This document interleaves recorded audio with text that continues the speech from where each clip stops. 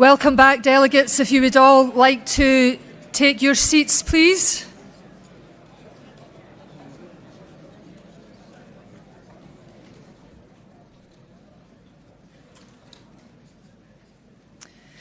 Good afternoon, friends. I hope you've all had some refreshment, and really good to see everybody back here and all on time, just about. That's very welcome indeed.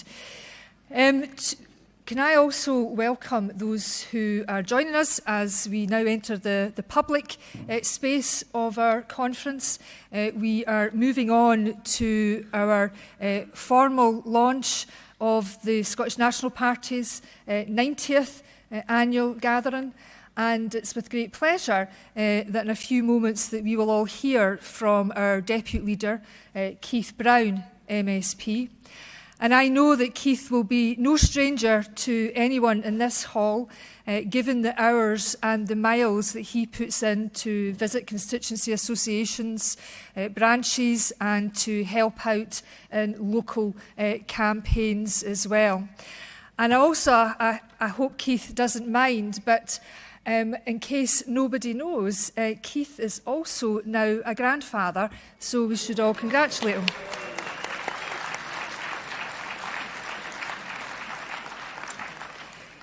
So, given that we are all in the business of standing up for Scotland and redoubling our efforts as a party and as a movement to persuade the people of Scotland that independence is indeed in the best interest of our collective future, it gives me very great pleasure to introduce my friend and colleague, Keith Brown, MEP and Deputy Leader of the Scottish National Party, who is now going to make his address and formally open conference. Thank you, Keith.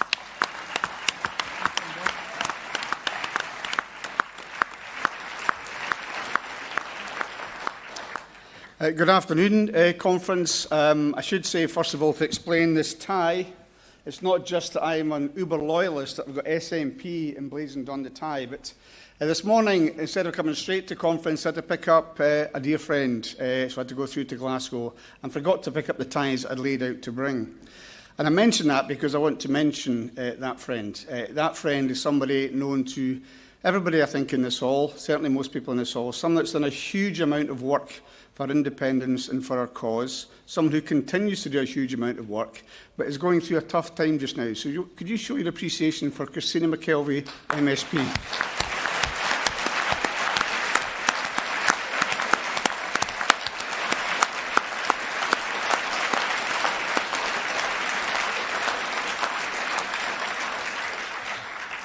I can tell by that look I'm going to get pelters after we move out of here. But friends, it's my pleasure to welcome everyone to our 90th Annual SNP Conference. And of course, a lot has happened since last we gathered in Aberdeen. And I want to begin my remarks by, first of all, paying tribute to Humza Yousaf.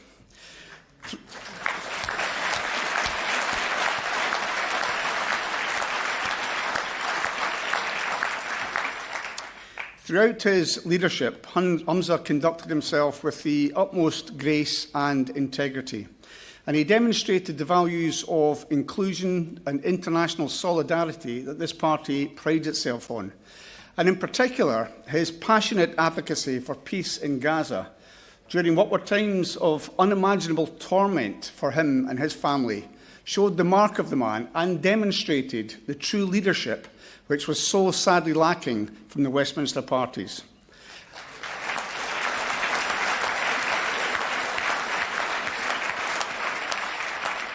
And I know that Humza will continue to make an important contribution both to the SNP and to the cause of independence. And I want to thank him for all that he did for our party and for our country. Thank you, Humza.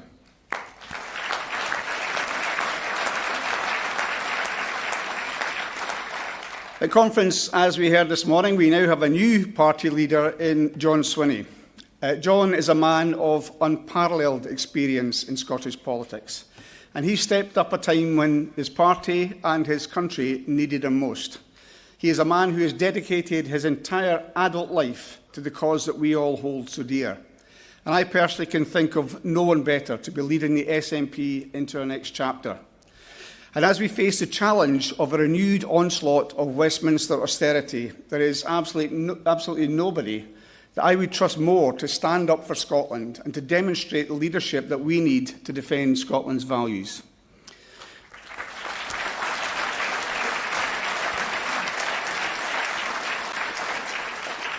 And there's no question, friends, that this past year has tested our resolve and our commitment to our shared cause.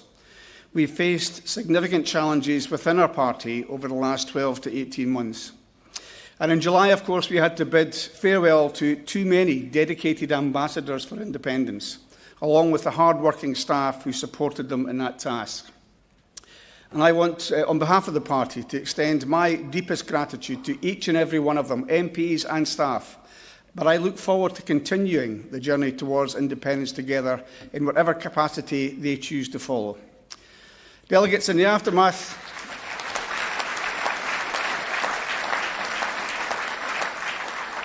and it's particularly gratifying to see so many former MPs and their staff with us here today. Delegates, in the aftermath of the general election, John Swinney has ensured that the SNP has been thoughtfully, considerately discussing the challenges that we face as a party. He has facilitated discussions with our members the length and breadth of Scotland. We've spoken with activists, with candidates, and we've reached out to every single member in our party. I don't know what the final figure was, but it was certainly into 5 figures, the number of members that responded to the member survey. Bear in mind, if you combined all the membership of the other parties, you couldn't even get into 5 figures. So that's an astonishing level of engagement. And John wanted to do that, to share ideas, to share the feedback, which we have to make sure that we understand what's happened in order that we can better prosecute the case for independence. So I'm deeply grateful to everybody in the party who has engaged over this time. And I was delighted that so many contributed in the culmination of that discussion this morning. And now, as a party, it's time for us to move forward. I think we would all like more time to discuss those things, but we've got an election and independence to win, so we have to move forward. We have to learn the lessons from the past, of course, but we also have to be focused relentlessly on Scotland's future. One of the points made by this morning was all the achievements, all the fantastic things which the SNP government since 2007 has done for Scotland are great, but we have to say what we will now and what independence will now do for Scotland. Because there's never been a more important time for the SNP to be standing up for Scotland. Now, our opponents would have you believe that the SNP and the cause of independence are over and finished. They suggest it's time for us to pack up and go home. These are the same people who claim that winning 56 or 48 out of 59 Westminster constituencies, or 63 or 64 seats in Holyrood, were not sufficient mandates. And now they tell us that a party not achieving a majority of seats has to accept defeat and abandon hope. Of course, these are one of the strange rules that only ever apply to the SNP and to independence.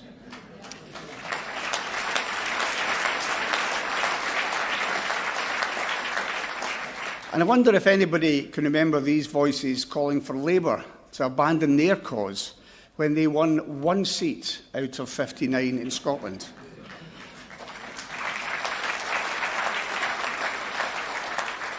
Or for the Conservative voices calling for us to desist from campaigning for independence when they got 0 seats out of 72 seats. So we've never achieved that. As was mentioned this morning, tough though that election result was, it was the 5th best result we've had in 25 elections, 30% of the vote. And let's not forget that the same flawed first-past-the-post system that benefited us in 2015, and it did, and subsequently, that has now given Labour the jackpot with 37 out of 56 seats, despite only winning 35% of the vote, while we secured 30% of that vote, but far fewer seats. But friends, the idea of independence has faced much bigger setbacks than this. John often talks about the years that he's been in the party, and I was a few years after him. But in 1984, when I joined, going round a by-election in Arbroath, as I recall, which we won actually, Ken Gild won the seat, it was 1 in every 10 or 15 doors before you could get somebody supporting the SNP or independence.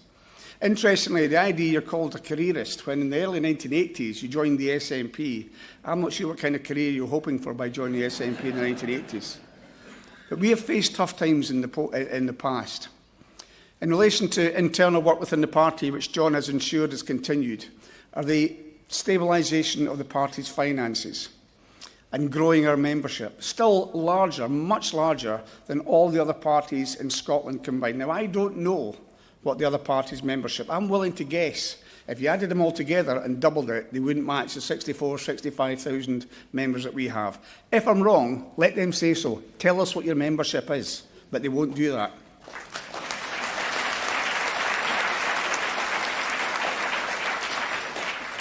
We also, let's not forget, have by far the largest number of MSPs in the Scottish Parliament. And my prediction is, there's a great deal to look forward to. I think we will regroup, just talking to delegates, the idea of, in defiance of the result, that we go forward, that we redouble our efforts, we continue our mission to achieve Scotland's independence. And when we get knocked down, we get back up again. And now we face a Labour Party in power, claiming victory on a message of change. And yet tens of thousands of our pensioners are about to experience the harsh reality of Labour's change. Stripping away the winter fuel allowance while allowing a 10% increase in the energy price cap will mean many of our pensioners facing a winter of misery and freezing. Labour's promise of change was a lie. Anas Sarwar told us to read his lips when he vowed no tax hikes, no more austerity, but we now see those were empty words. And as we approach the 2026 election, I believe that Anas Sarwar will come to regret his part in deceiving the Scottish people. And Labour under Keir Starmer is doubling down on failed Tory austerity. The black hole in their finances, predicted by economists, by the IFS, by John Swinney, probably even by the dogs in the street, everyone knew about the £18 billion black hole, apart from the Labour Party, apparently. So rather than the first year of a new government, what we're about to do is enter the 15th year of a government which is still defined by David Cameron and George Osborne. Austerity.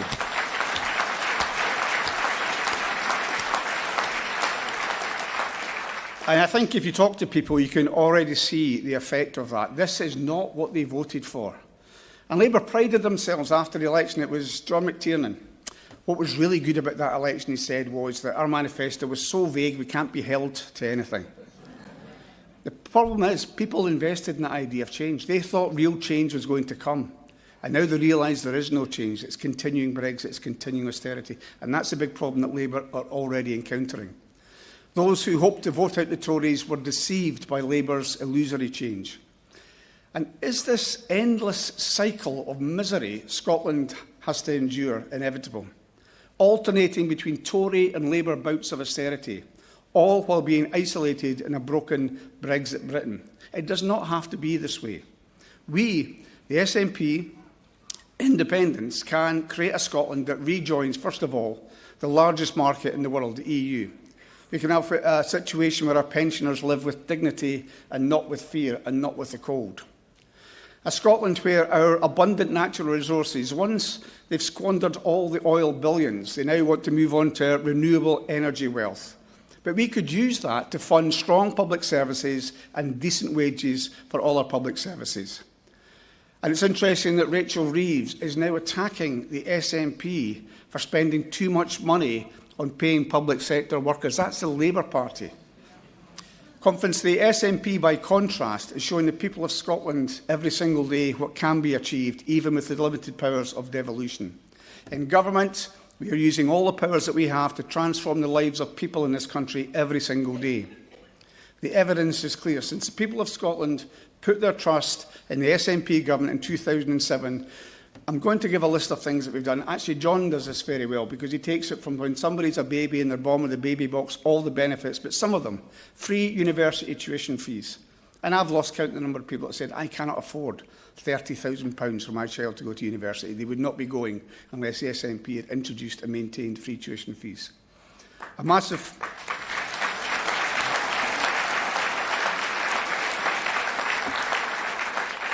We've seen a massive expansion of free childcare. We've seen higher pay in Scotland for nurses, for teachers and other key public sector workers. And the Scottish Child Payment, which is contributing to keeping around 100,000 children in Scotland out of poverty. Now, that is one sentence, but it's worth thinking about. 100,000 kids that will be clothed, fed and warmed, that would not otherwise have those basic essentials.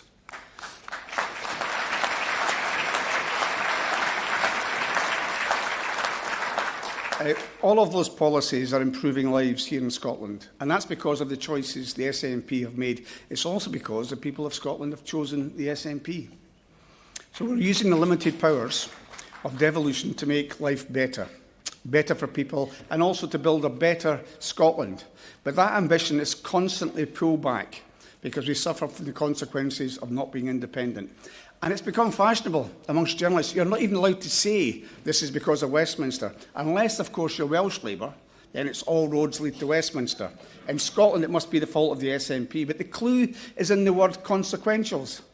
England decides what it needs to spend on its public services, and we get some money as a consequence.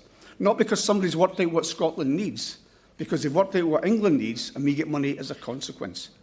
So there is a consequence between Westminster underfunding and the powers that we have here and trying to fund proper public services. But friends, the crucial question is, how do we achieve independence? Now, unionists will ask us that question, and they do it with a sneer, hoping that they've diverted Scotland into a constitutional dead end. They ignore all the election results, all the mandates, the ones they dislike, pretending that Scots are bound, another one of these unique rules to Scotland, bound by an arbitrary once-in-a-generation rule that they themselves can't even define. And Labour and Tory alike claim the right to decide when or if Scotland can vote on its future. And as a spoiler alert, they've decided that we can't. We will not be allowed to decide on our future. They claim at the same time to support self-determination, but how can a country truly determine its own future when the right to vote on that future is denied by another country? That is not self-determination. And this question, though, we have to concede, comes from those that support independence as well. Those who passionately support it for independence and yearn for the opportunity to vote for it. So how do we achieve that in the face of the UK's undemocratic obstinacy? Because we know that the media are not going to be confronting the UK saying, why are you being so undemocratic? It's going to be the SNP's problem, Scotland's problem, the independence movement's problem. They should be asking why they've set their face against us. But how do we move beyond that? And it strikes at the heart of our campaign for independence. And it will be my view, it's my view, and we have to have a discussion as a party as to how we achieve this. But the ability to demonstrate how we achieve independence, as well as the benefits, will be central, in my view, to the success of the 2026 election. We have to, first of all,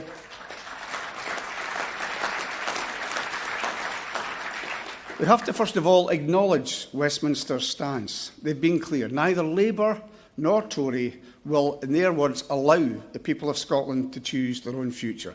So let's take them at their word. We have to do that. But let's also take the decision out of their hands.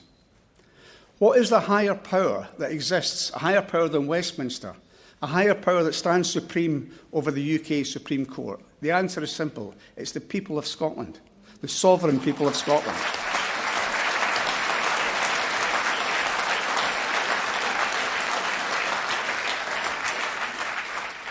And in 2026, the people of Scotland must know, they have to believe, that supporting the SNP on a shared platform with others that support the same ideals, supporting that party gives that party, if they achieve the mandate that we seek, to advocate for independence.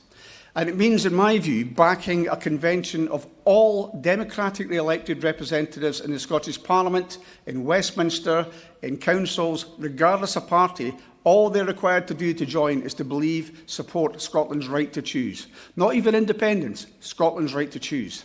And that convention can then unite with every willing element of civic Scotland. We already know that the STU support the principle of Scotland's right to choose. Many other institutions do as well. So we have to try and encourage them to be part of that convention. And we need to demonstrate that support, the breadth and the wealth of that support, through every democratic means available. And we also, as a second part to that, have to activate the growing and very substantial international support there is for Scotland's right to self-determination. The work done by Fiona Hislop, many Scottish ministers over a number of years to talk to our friends internationally, people like, I know he's here, Alan Smith, others that have been involved in different international fora, to make sure that people understand Scotland's situation and support our right to choose. It's time, it will be time in 2026 to make sure that pays its dividends, that we get expressions of support for the democratic case for independence. And through that convention, through that international support, the third element is public support. We have to advance the opportunities for that mandate, which will be provided by getting a majority of representatives elected to Scotland's National Parliament. We have to make sure that is publicly supported. We have sometimes been a wee bit kind of reluctant in terms of marches and demonstrations, public demonstrations of support for an ideal, but many of you will remember, as I do, 1992. Scotland United, over in the Meadows, huge public demonstrations of Scotland's right to choose. We have to make sure we mobilise the public. I remember when Ian Blackford led the walkout at Westminster. We put 7,000 new members on in 2 weeks. And I went outside the Scottish Parliament because it was a spontaneous demonstration. And the number of people there that said they joined that demonstration, they joined the SNP, they had never before been involved in a political party, they just could not stand to see the way Scotland was being treated. As Stephen Flynn and his colleagues were treated by the Speaker in Westminster during the Gaza discussion.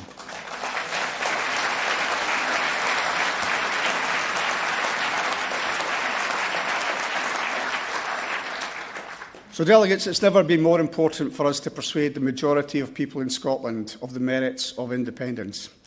And at the election we've had, it was clear that we did not convince enough people that independence was their immediate priority, which would improve their lives. And it's up to us to change that. When Keir Starmer says things are going to get worse, he says it like it's an inevitability. And it's strange, it strikes me how it's changed from 97 when things could only get better. And now Labour's changes, things can only get worse. We know it's not inevitable that you have to accept this austerity, the poverty, the pensioner poverty, the wages suppression, all the elements of austerity which mark the UK out from other countries. We know it's not inevitable. It's a choice that the Tories made, and it's a choice that Labour are also making. Keir Starmer has said that the UK has gone to ruin. But, delegates, Scotland doesn't have to live amongst the rubble of that ruin. There is an alternative future available to us, and that future is independence. And, delegates, it's up to us in this room, the point the First Minister made earlier on today, it's up to each of us in this room to get out there and make the case together to our fellow citizens. Unlike our critics who say we're finished, the campaign for independence is not over. It has moved on to its next phase. So let's commit today to making sure that next phase is the last phase and we move to independence for our country. Thank you, delegates.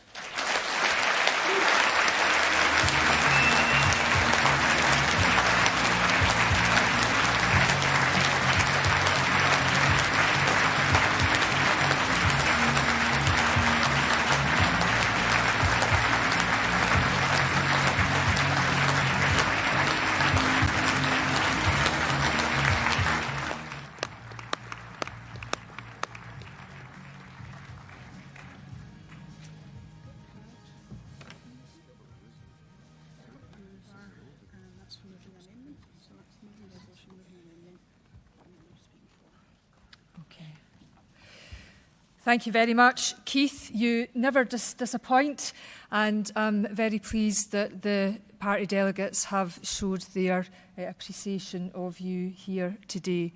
Now, we are moving forward, colleagues. We have a number of very important and interesting amendments in front of us, so we're going to proceed with our business. The first amendment is local authority renewable energy schemes. And can I invite Derek Loudon to come and move the motion, please? Derek, you have a strict 5 minutes, please, if you can make your way to the stage. Thank you very much, Derek. Thank you. Hello, conference. So I'm up here to move the first resolution, which is on local authority renewable energy schemes.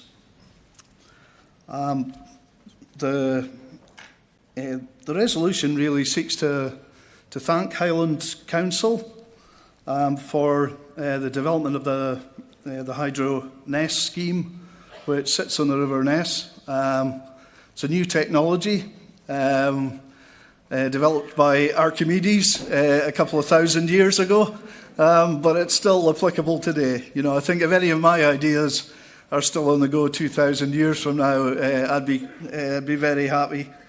The resolution also seeks to thank Highland Council's SNP group. So I'd like to pay tribute to my colleagues in that group for the work that they've done on this scheme and on a much wider series of possible investments that we're working on. Why are we doing this? We're doing this to protect the council and the council taxpayer against potential cost increases. We're seeking to bring costs down. The technology can deliver power much more cheaply than we're currently paying. So I think that in turn is something that we should be supporting. Before they came in, Labour gave a guarantee that bills weren't going to rise under them, that electricity and gas prices would be frozen. What happened just a few days ago was that Ofgem announced that bills could go up by 10%. I don't think that is what the people of Scotland wanted when they voted in the general election. They quite clearly didn't want electricity and gas prices to rise. This shouldn't happen. But as we know, the Scottish Parliament has no control over energy prices. And what we have to make sure is that that changes in the future. We've seen in the past, in history, Scotland has done very well from renewables. We've seen the hydro schemes brought in after the 1930s, a period of austerity, and the 1940s, a period of war. But those schemes created employment and gave low bills to people in the Highlands for a long time. That was a benevolent public monopoly, something that I think we let go without really appreciating what it was doing for us. We know that Ofgem won't control prices in the interests of customers, but they do seem to be able to put them up in the interests of suppliers. So I think we need a different system. When the Russian invasion of Ukraine took place, our electricity bills doubled. And the question I'm always asking myself is that because water falling from the sky went up in price? Or did the wind insist on a higher return for blowing? Well, no, neither of those things were the case. Those are the sources of our power. They didn't go up in price at all. Why did our bills go up? Why did they go up? Why are they still going up? And why have they not come down? 1 minute. Okay. I've one further point to make. That's in recent weeks, The Economist published a study of the richest countries on the planet. And amongst them, on one of their three measures, Norway is now the richest country on earth. We're their next door neighbours with the same resources, and we had 1 million visits to a food bank last year. Something in our polity is wrong, and it's that we don't have independence. If we have independence, we can set our own prices. If we set our own prices, we'll live in a very different nation. Conference, thank you, and support the resolution.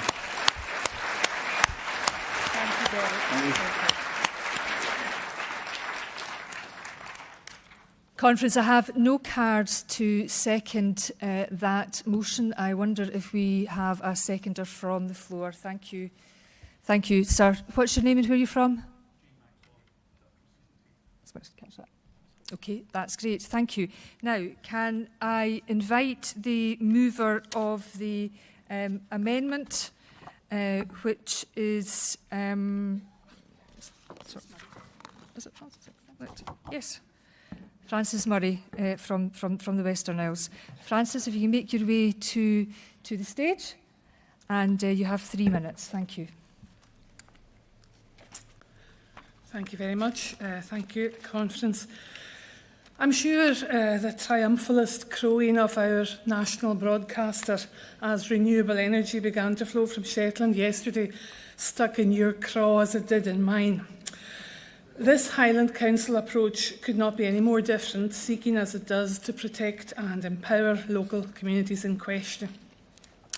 In moving this amendment, we in the Western Isles seek to ensure that the benefits or otherwise of any such local authority renewable energy scheme application should be considered first and foremost in the interests of the local community. It would not make sense, in our view, for outside organisations to be able to block local renewable energy schemes if these are otherwise seen as beneficial to a local community. Any such objections could, of course, be considered as part of the planning process, but should not be privileged over the views of the community. Whilst the specific example in our amendment would obviously relate to wind developments, the principle is the same, that outside organisations should not be able to preclude developments automatically when these are of benefit to the local community, particularly in areas which are liable to longer, colder winters and extremes of weather. Please support the amendment and the resolution. Thank you.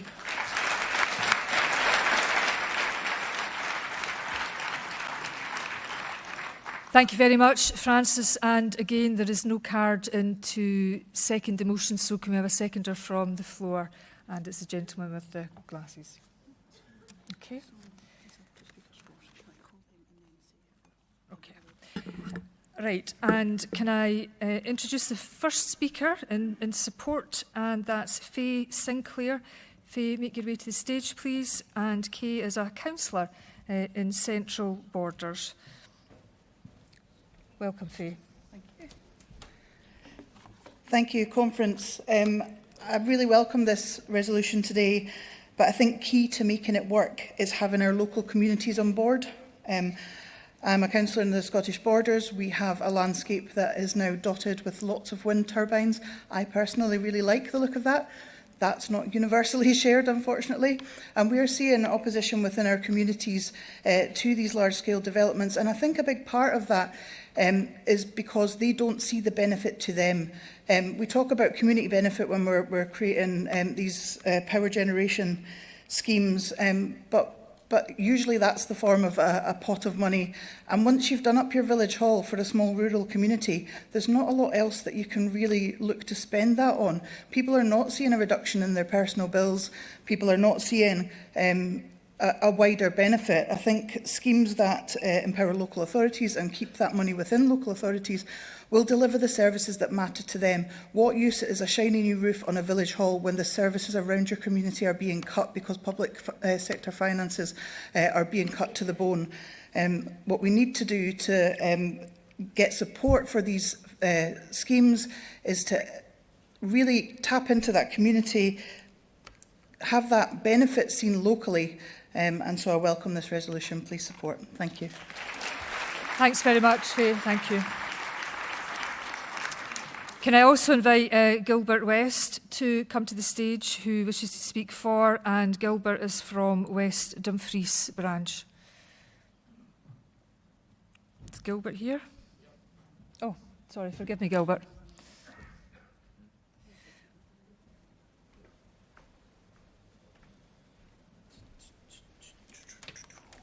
You've got 3 minutes, Gilbert. Okay, great, thank you.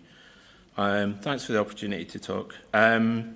So I definitely support this resolution very much, but I wanted to give everyone a bit of context as to why it's important. I mean, we're talking about local authorities generating their own electricity and staying in control of cost savings, in effect. So, point number one is Scotland has one of the fastest decarbonising electricity grids in the world. Since 1990, our emissions have come down 88%, which is amazing. At the end of this year, you're going to see some headlines from the National Grid saying, oh, wind has now produced more electricity than gas for the first time ever. That actually happened this month, but in Scotland we've been doing that. I mean, in the north of Scotland, that's been happening way before 2019. In the south of Scotland, we've been doing that since 2022. This year, north of Scotland get 76% of their electricity from wind, and down in the south of Scotland, we are approaching 60%. If you're wondering why I'm talking about north and south, it's because there are actually two grids in Scotland. We talk about the national grid, but there's actually 13 small grids. So let's have a little look. So really, if we're doing everything so well, if we're so brilliant at getting the emissions down from electricity, then why do we need to keep pushing for more renewables? So that brings me to point two. We've done this amazing job.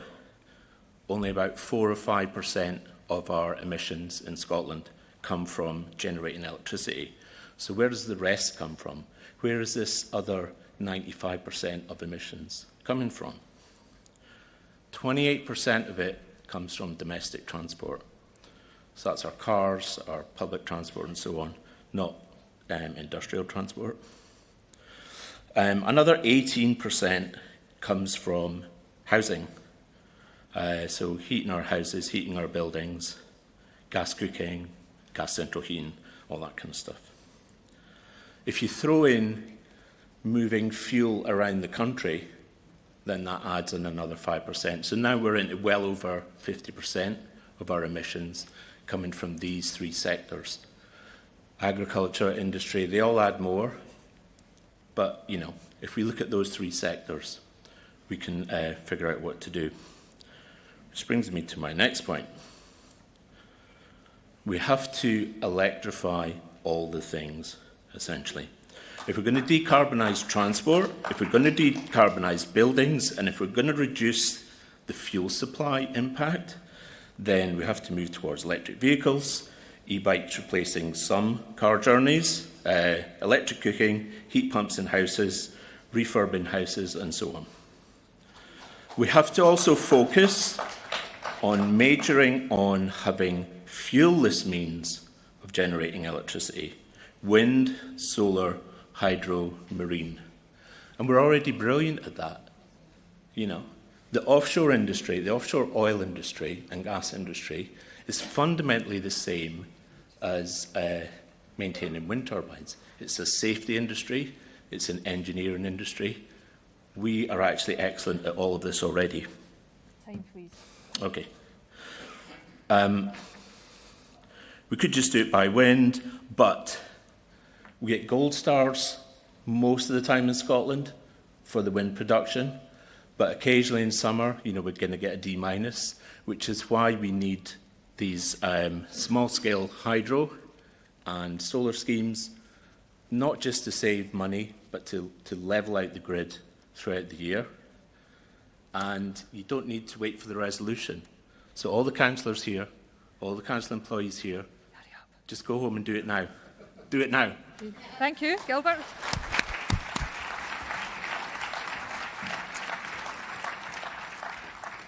So, ladies and gentlemen, we don't have any cards speaking against the amendment. Can I, with your consent, propose to conference that the amendment is accepted by acclaim?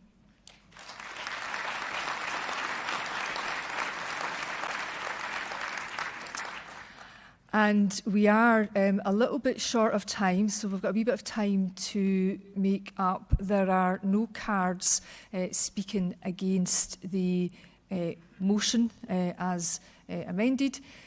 So again, with the indulgence of the proposer, Derek, do you mind foregoing your right to sum up? I'm trying to see where Derek is. Yes. Thank you. Thank you. That's confirmation. And can I put it to delegates that we pass the motion as amended by acclaim?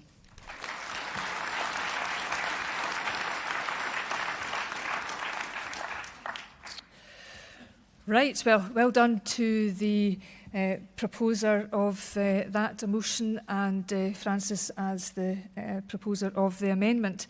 Now, we are moving on to motion number 2, which is a just transition for Scotland.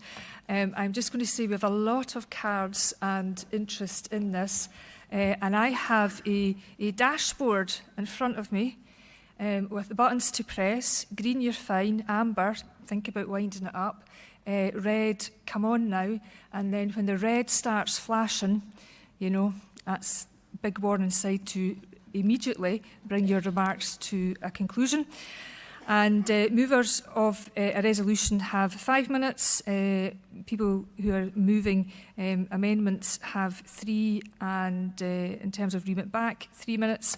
Direct negative, 5 minutes. But I will keep you right on this.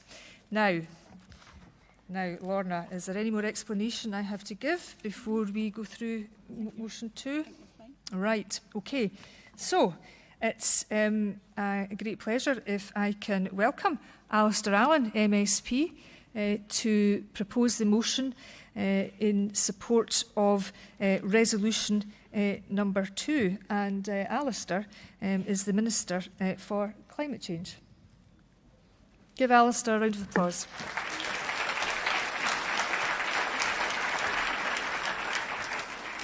Tapluv, Angela, agus Fesker Ma Charston. Conference, there are many opportunities for Scotland as part of the much needed, necessary transition to a cleaner energy future, both now and in the long term.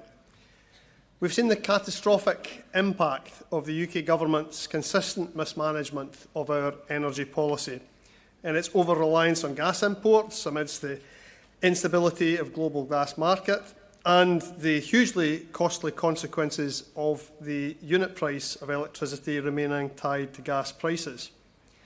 The outdated and unfair UK energy system means many households across Scotland pay far more for their energy bills than those in the south of England, despite so much of the UK's energy being generated right here. Conference, it's time Scotland made its own energy decisions to build up our economy, to lift Scots out of fuel poverty, and to achieve our net zero targets. The North Sea Basin is now at a mature stage, but remains fundamental to Scotland's current energy production landscape. It's also being used to explore geothermal energy, carbon capture, and hydrogen storage. Delivering a just energy transition means building a future for the northeast of Scotland that has a wide economic base, creating opportunities to make use of the oil and gas sector's hugely skilled workforce in transitioning to green energy industries that are already taking off.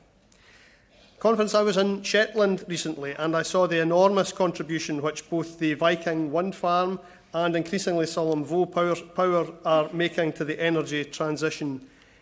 And Labour's short-sighted decision in many areas of our policy, not least in scrapping the £28 billion of green energy investment, stands in sharp contrast to all of this. That decision, experts have advised, is the very least the UK Government should be spending on this, that figure, along with an energy strategy from the UK Government we've seen, of course, which has threatened tens of thousands of Scottish jobs. As we all know, over £300 billion of revenue from Scotland's oil has gone straight to the UK Treasury since the 1970s. And instead of investing this wisely, or, for example, as others have done, creating an oil fund, this cash has been frittered away by successive UK governments at Westminster. Consecutive Conservative governments have failed to spend a penny in matching the Scottish Government's Just Transition Fund. So if the new UK government are willing to show a change in attitude to their predecessors, then of course the Scottish Government will work with them to bring about the changes and investment required as we move towards net zero. Ultimately, however, Conference, Scotland's energy needs need to be in Scotland's hands if we are going to make that transition to a renewable future.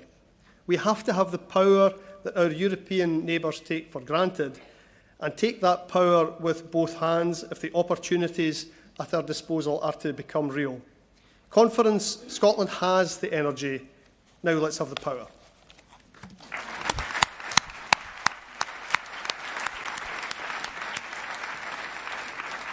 Thank you very much, Alistair, and well in on time. And can I now invite the seconder of the motion, Michelle Thompson, MSP, to make her way to the stage.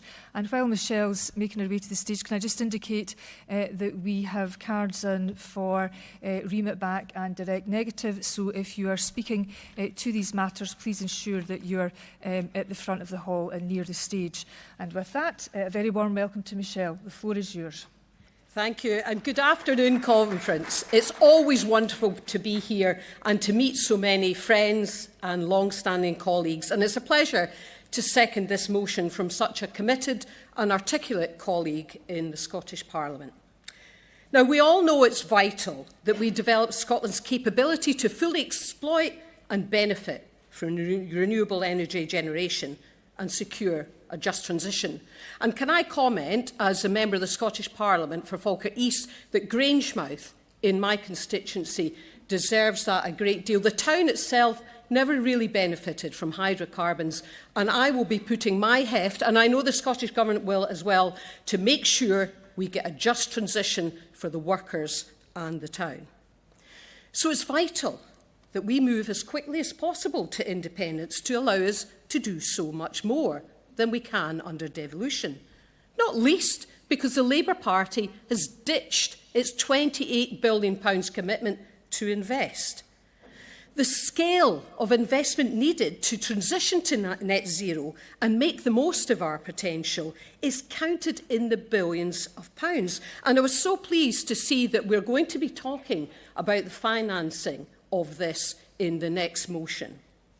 So this will only be accomplished by ensuring effective partnerships. We need to involve both the public and the private sectors collaborating together on the major investments. Now, the resolution mentions two current developments where Scottish Government funds are already helping lever significant private sector development.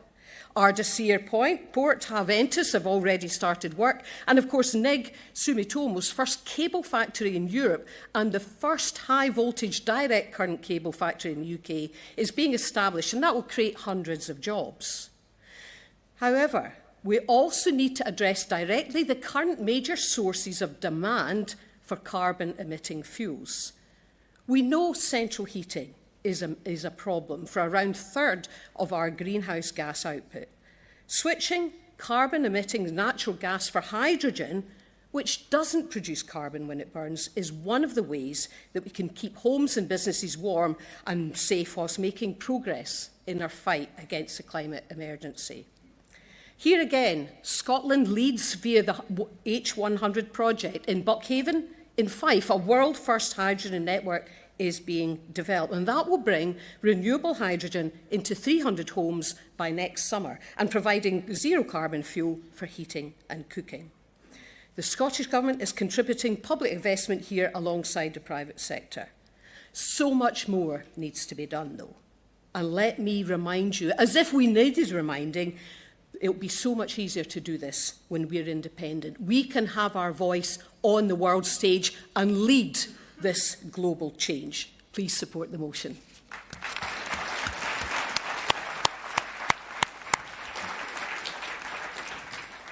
Thank you very much, Michelle. And can I invite Duncan Gill, who is going to speak to the remit back.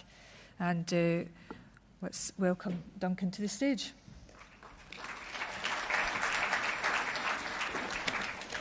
Like Conference, I'm asking you to remit back this resolution because I do not think it represents a truly just transition for Scotland. In this resolution, the primary beneficiaries of Scotland's natural resources are corporations rather than the people who live here.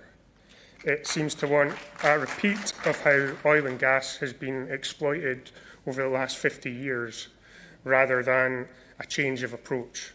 It's only a change of energy generated. I'm from the North East. Aberdeen's oil and gas jobs are crucial to our neck of the woods.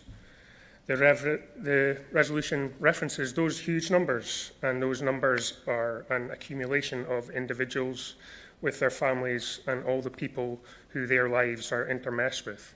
The numbers are more than numbers. We know and understand that. I know the importance of employment as part of a just transition. However, who is doing the employing and to what end is more important. We must lift our eyes and see the whole picture. Not only the energy workers feel fearful for their future, we must see everyone from these generations and the generations to come. A just transition should be about what we leave those who follow us, and that should be more than jobs. The resolution talks of Scotland's energy. Well, contrary to the old slogan, it was only ever Scotland's oil when it was in the ground, when it was potential energy. If this resolution becomes our policy, the renewable energy generated here will only ever have been potentially Scotland's. When the potential is realised, it belongs to others, just like oil and gas. When the turbines have turned and the batteries have charged, the energy is Vattenfall's or Equinor's or EDF's. Pick your foreign direct investor of choice. Conference. We know the aims of this party, our party, are from the Constitution 1A, independence for Scotland, and 1B, the furtherance of all Scottish interests. How does it further Scottish interests to sell control of energy production and distribution? This resolution mentions huge sum of money oil and gas companies have paid to the Treasury, but it doesn't mention those companies were willing to pay that and more because they're making a fortune. The companies now paying for leases for offshore wind sites and putting money in renewables projects aren't doing it out of the goodness of their hearts. Conference. We know that in 2014, Scotland had power for one day, one little day, and decided to entrust that power to others.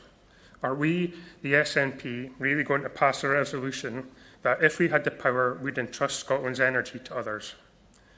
We owe it to the people who live here and the people who will live here to pass a resolution that would result in energy generated in Scotland actually, truly being Scotland's energy. Please vote to remit this back. Thank you, Duncan. Can I ask the conference floor if there is a seconder for the remit back? Okay, thank you very much for that. And can I now invite the proposer of the direct negative, which is Roland Chaplin. Roland, if you can make your way to the stage, please.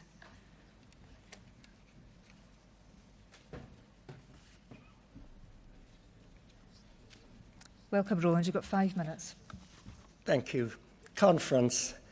Many of you probably know already, but for those who don't, at both the last national councils, there have been motions about just transition.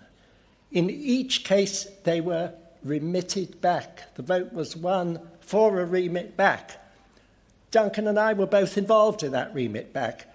This time, I'm voting for direct negative and calling on you all to do so for a very specific reason, that many of you, after the remit back at National Council, came up to me and said, at last, we're beginning to have real debate in this party. That is hugely important. And you have the chance for real debate today, and I'm delighted that so many people have put cards in to speak for this, and I hope also for the second motion. But you have a choice of two directions, and this is where it relates to independence. It is what sort of Scotland you want to see once we are independent. Are you wanting to have business as normal, where the big corporates, as was pointed out to us so clearly by Duncan, are the beneficiaries? Do you want Scotland's natural capital to continue to be asset stripped on a massive scale?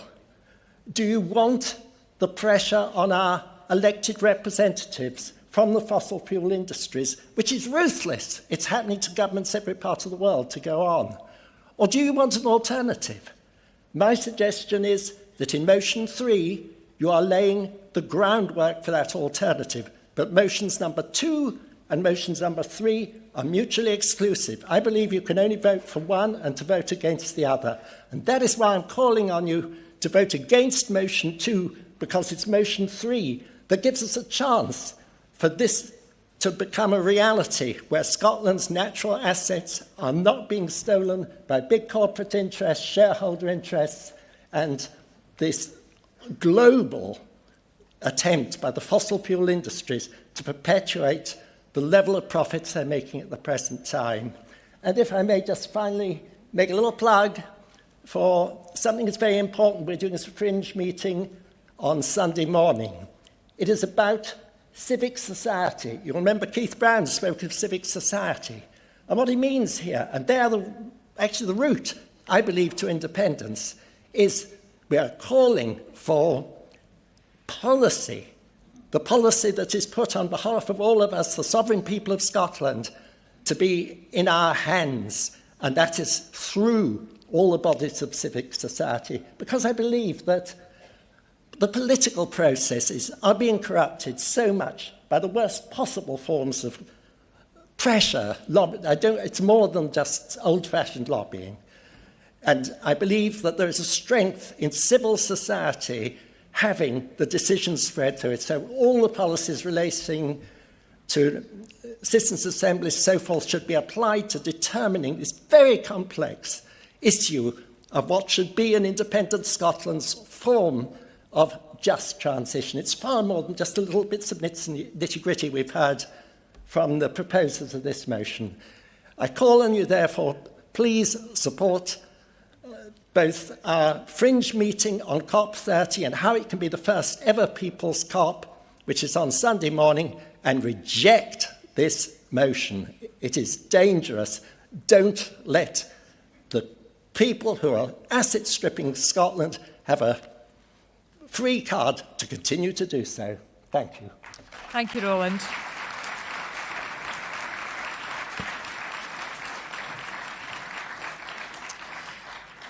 Now, can I invite Alex Kerr, who wishes to speak for the motion, to make his way to the stage, please? And after we have heard from Alex, we will hear from Kathleen Byron, who will speak against the motion. Over to you, Alex. You've got 3 minutes. I'll keep it in time, don't worry. Thank you, Convener, and thanks to Alistair Allen and Michelle Thompson for bringing this resolution. I'm delighted to see the resolution call for the devolution of energy powers to Scotland. I'm proud that Scotland has led the way on renewable development through offshore and onshore wind, solar, and we are set to be on the edge of new innovative technologies like tidal, floating wind and carbon capture. But with all that success, how can it be, Conference, that in a country so unbelievably rich with energy potential, that bills are set to soar for people living in Scotland? Another broken promise from Keir Starmer. We know all too well how Westminster squandered Scotland's oil boom and left our country poorer for it. Are we really going to let them do the same with their renewables boom? Once again, the Westminster establishment intends to use Scotland's resources to prop up their failed economic and political system. And you don't have to just believe me. Greg Jackson, CEO of Octopus Energy, stated that Scotland could experience periods of free electricity if Ofgem changed its outdated and broken regulations. It is high time we take control of our own resources, of our own future. The Westminster parties have had their fun at Scottish voters' expense, but at some point the subsidies to them must stop. The only people that can be trusted to invest properly in the just transition that Scotland requires are the people who live and work here. It was Scotland's oil then. Let's make sure we do not make the same mistake with Scotland's power now. Please support the motion, Conference. Thank you very much, Alex. And can I invite Kathleen Byron to the stage? Kathleen's from the Craig and Tinney and Duddingston branch. Warm welcome to you, Kathleen. Hi. I was originally just going to say one thing. It's like, this is asking Westminster to do stuff. What's the point? We're just shouting into the wind. But after hearing Roland, who said that what was it? The direct negative, I want to support him. Thank you. Thank you. Thank you, Kathleen. Right, friends, we're moving to the sum up. So if I can invite Duncan back to sum up for the remit back.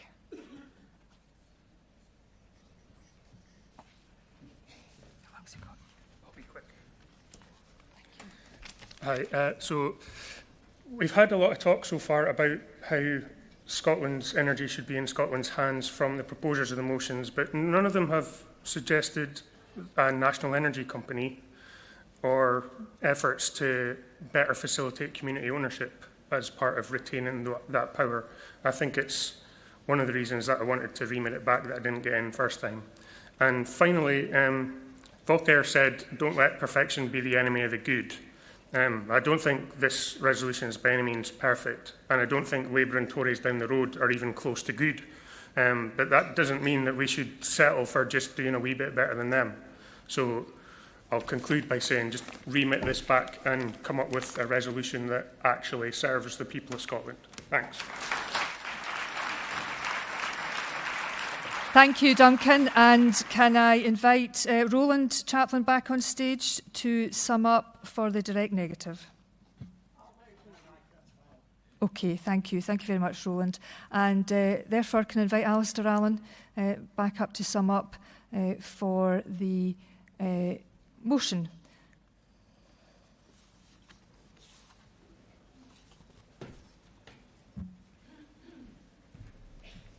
Thank you, Conference. I've listened with a great deal of care to what's been said by the many speakers today, or the number of speakers today. I just want to say something in general first about direct negatives and remit backs, or remits back might be the plural. If you feel there are things that are not in a motion, a resolution that you feel should be there, I think that's a case for amendment rather than knocking back a resolution, is the first thing I would say.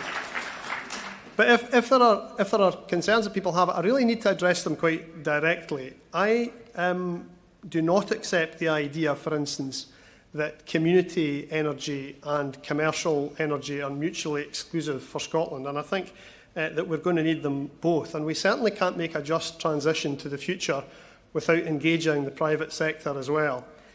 I think that what I would say is that by either remitting this back or by voting it down, I think I would just want to make Conference aware of what it is actually, or would be, voting against or kicking into the long grass. And I just read from the resolution again. Conference believes that the north east of Scotland can become the net zero capital of the world and welcomes a just transition that invests in green technology and creates good skilled jobs. Conference notes that the expansion of Scotland's renewable energy sector is one of the greatest export opportunities Scotland will ever have. I think, Conference, we should grasp these opportunities with both hands. And I also really just want to say that this is an opportunity to show our faith in Scotland's energy potential for the future, and not, as one of the speakers said, to ask for things for Westminster, but, as the resolution does, to demand them.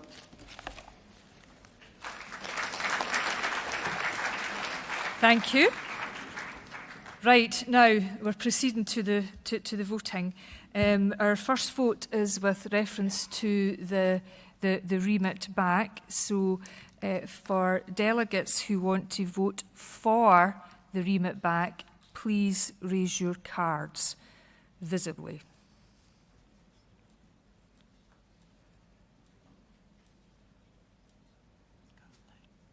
Cards down.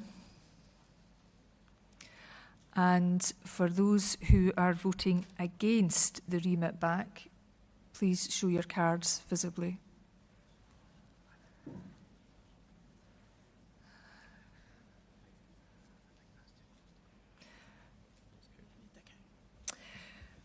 Okay, please bear with us. We're going to need to do that again because we are going to need to count. So before I ask people to put their arms up again, I'm just going to check that our stewards and counters are in place.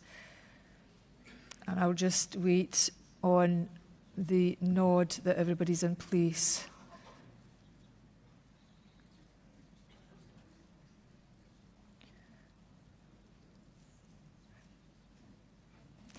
Hope you all had your ready break this morning. Who says attending conference was passive?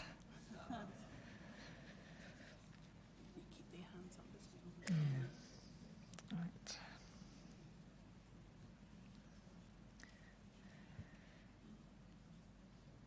Just bear with us till we check that everybody's in place.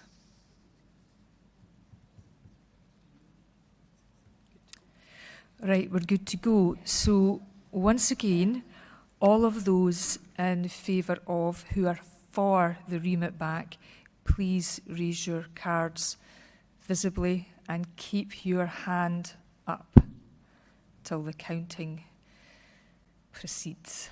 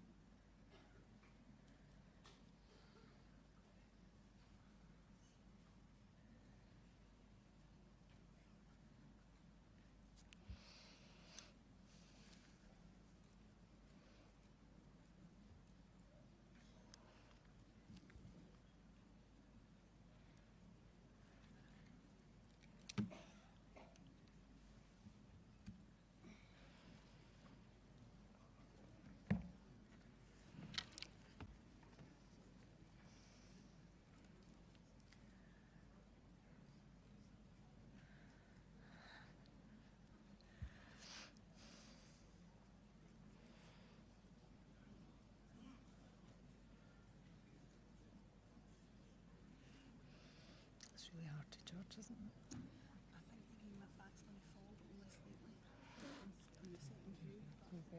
Better check it. Yeah. I think if we hadn't called it somebody for the floor would have called it. It's far too.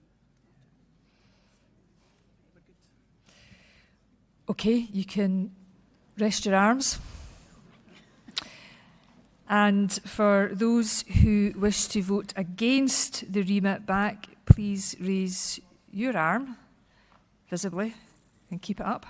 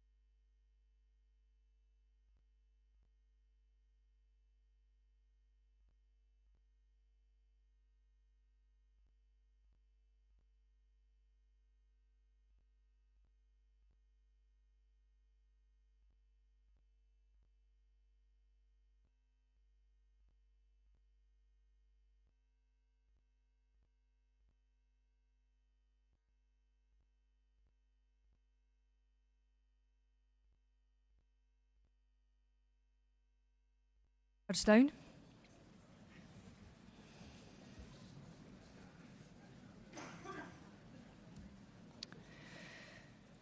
So just bear with us. We'll get the result to you as soon as possible.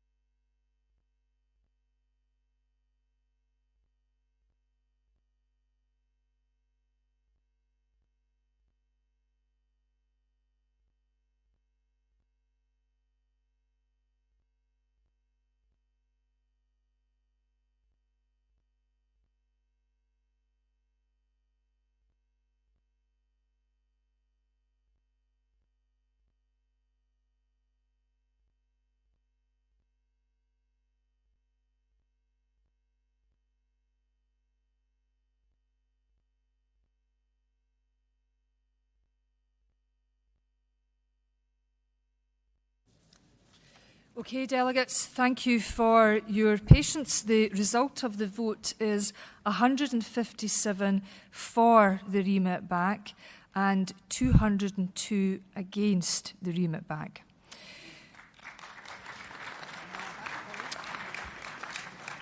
So that means we now proceed to the vote on the direct negative.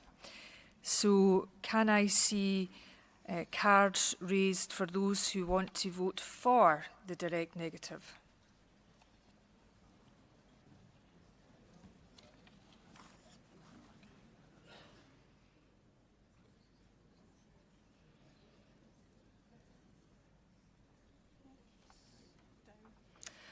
Okay, cards down, please.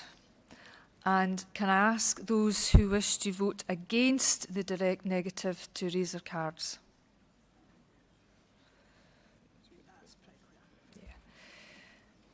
Okay, cards down, conference. That's pretty clear that conference has voted against the direct negative. We are moving on to our next round of voting. So those who are in favour, who want to vote for the resolution, please raise your cards now.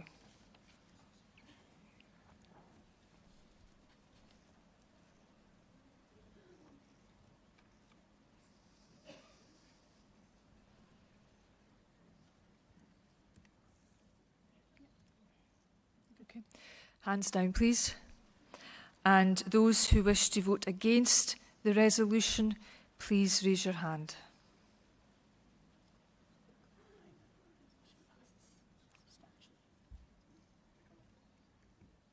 Hands down. Hands down, colleagues. So again, that was pretty clear. The resolution is passed. Thank you very much. Who's next?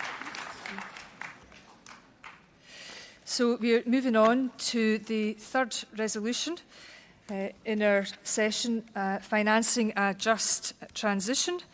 And can I invite the mover of the resolution to come forward, and that's Chris Hanlon from West Fife and Coastal Village. Chris, if you make your way to the stage, please.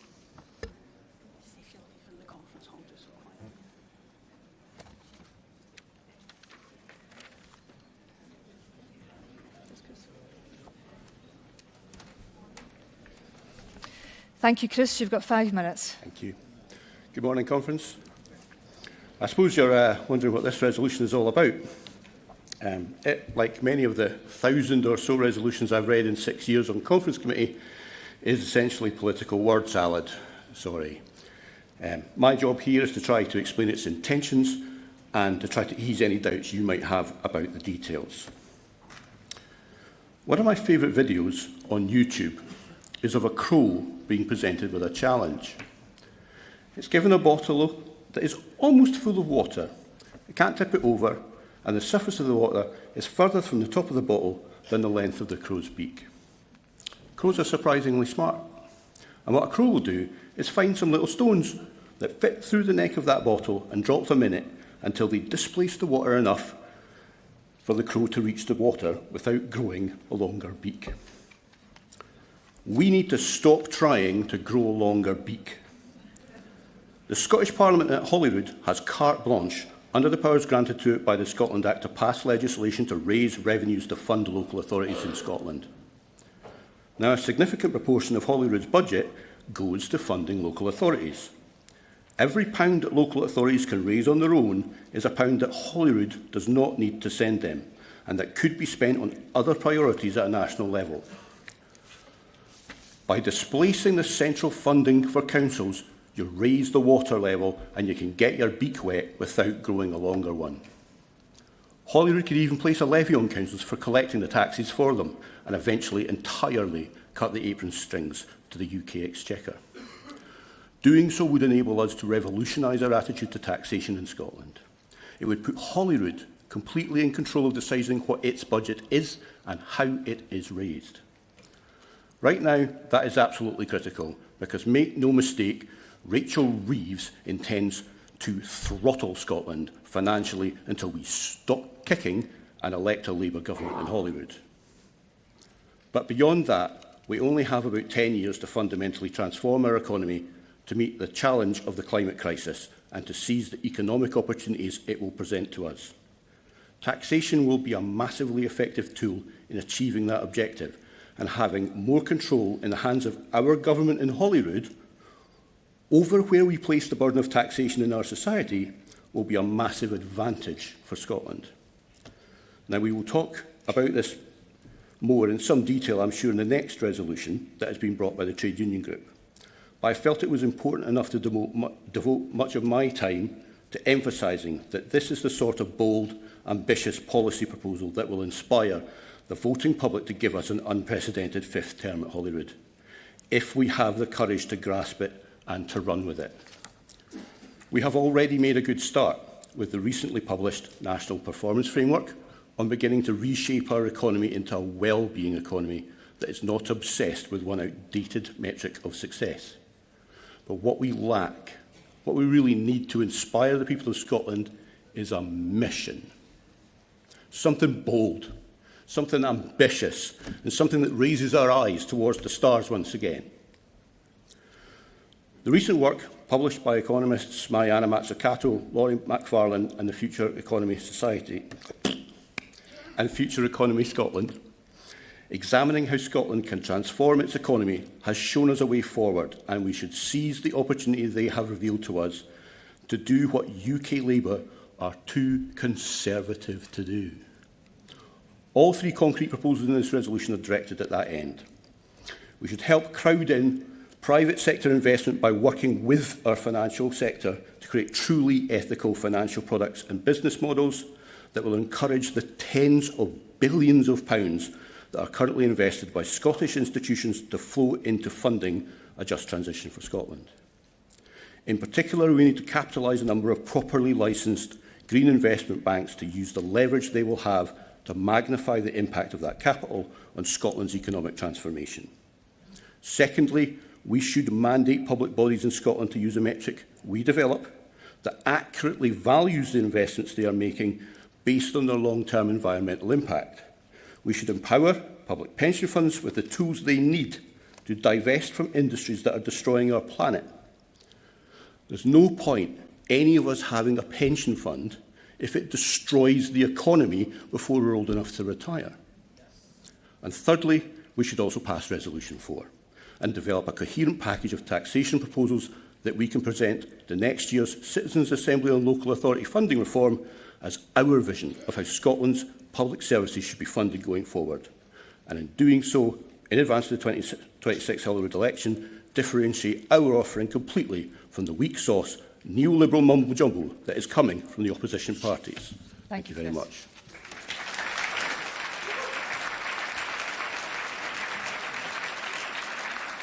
Could I invite David Hood to come and second the resolution? And again, David is from West Fife and Coastal Villages branch.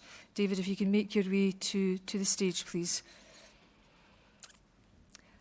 And just to say, we're are a little bit pressed for time now, so if the next speaker who wishes to speak against, Jean Maxwell, and there's another speaker, Lynn Jardine, who wants to speak for, if you can make your way so that you're in proximity to the stage.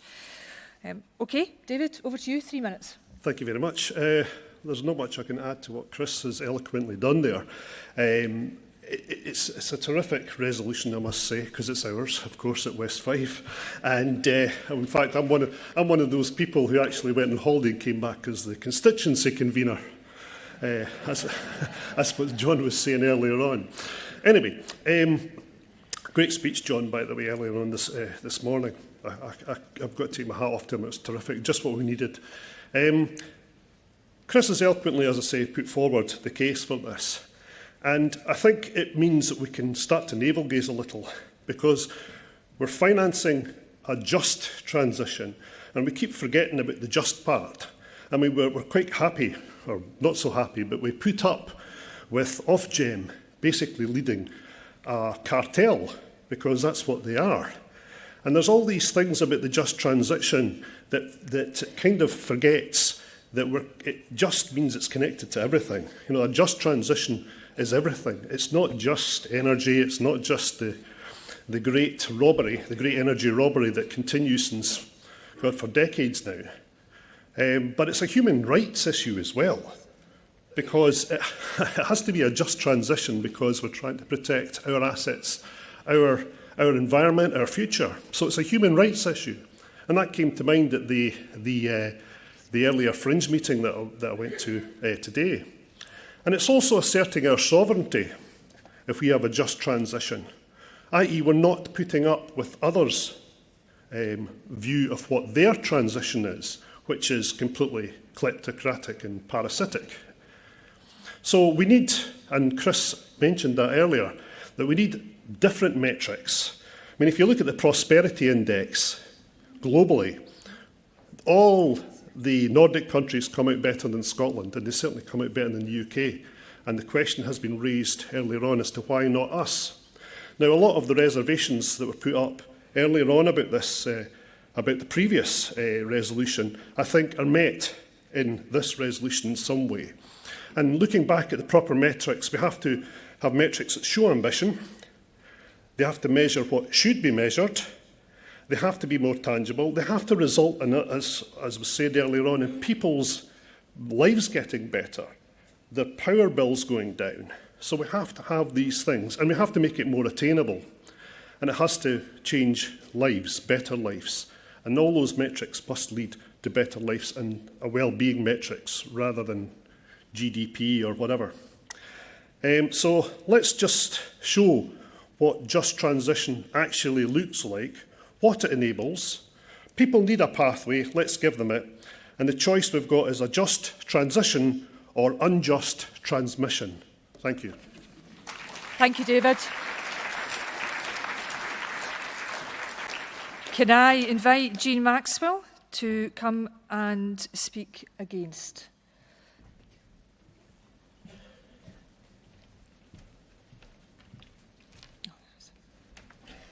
Three minutes, Jean. Yep. I'll be as quick as I can. Conference, good afternoon. And I'd like to thank Chris for summing up his motion there quite nicely. Word salad. I think you got it right, Chris. We've had 10 paragraphs here, a large chunk of which is about this strange coefficient which is to be developed, and a lot of other nice words, but it's apple pie. There's no detail to it. Yes, they're lovely words, but they don't mean much. The key one that worries me, though, that really worries me, is the bit where it says, call on the Scottish Government to encourage private sector to create innovative and ethical investment vehicles to better direct the vast investment resources domestically within Scotland. That sounds good as well.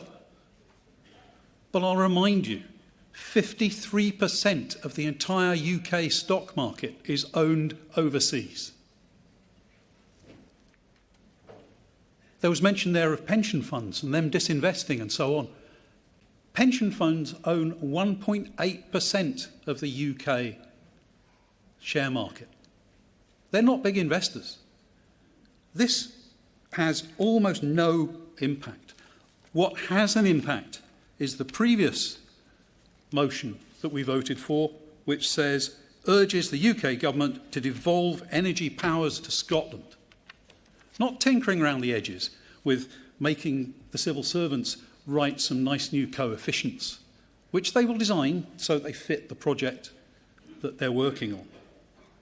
Not some nice green bank in the corner that's some small percentage of the actual investment.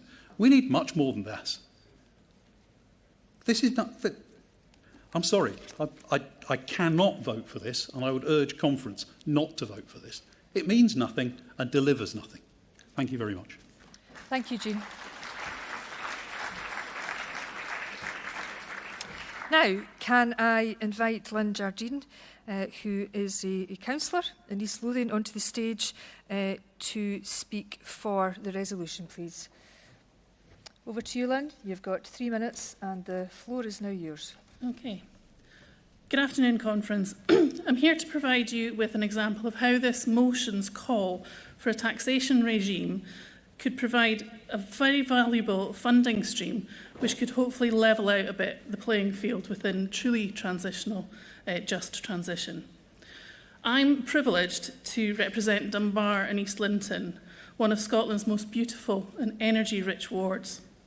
Between the coastline and the A1, there's an industrial landscape, including a quarry, cement works, energy recovery plant, and a nuclear power station, with several onshore wind farms to the south.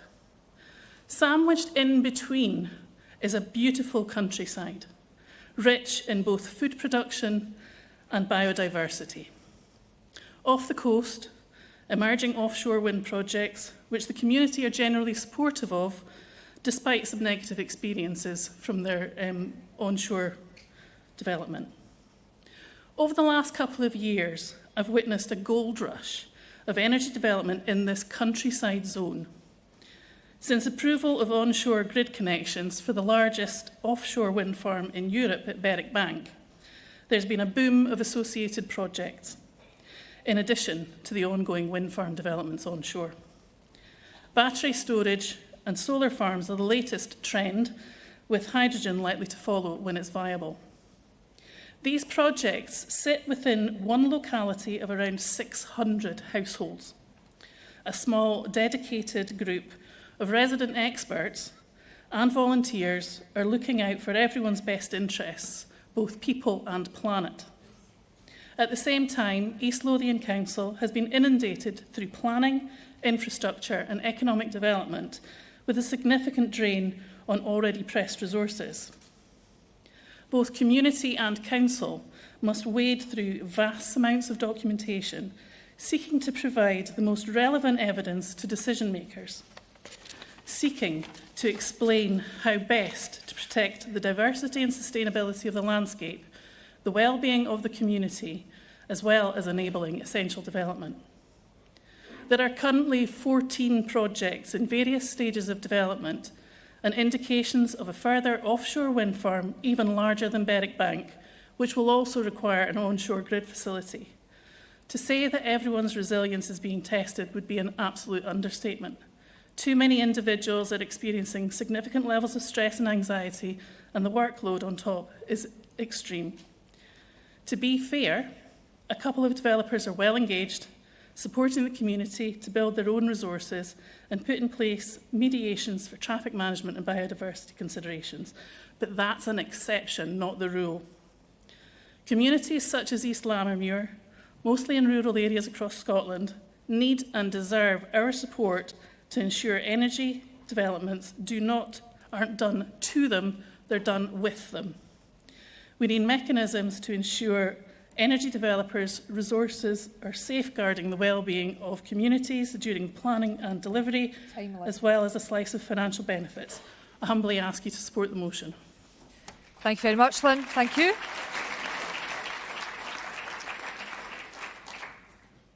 Can I check with the mover of the resolution, Chris Hanlon, whether or not he's content to forgo his summing up or whether he wishes to exercise that opportunity or not?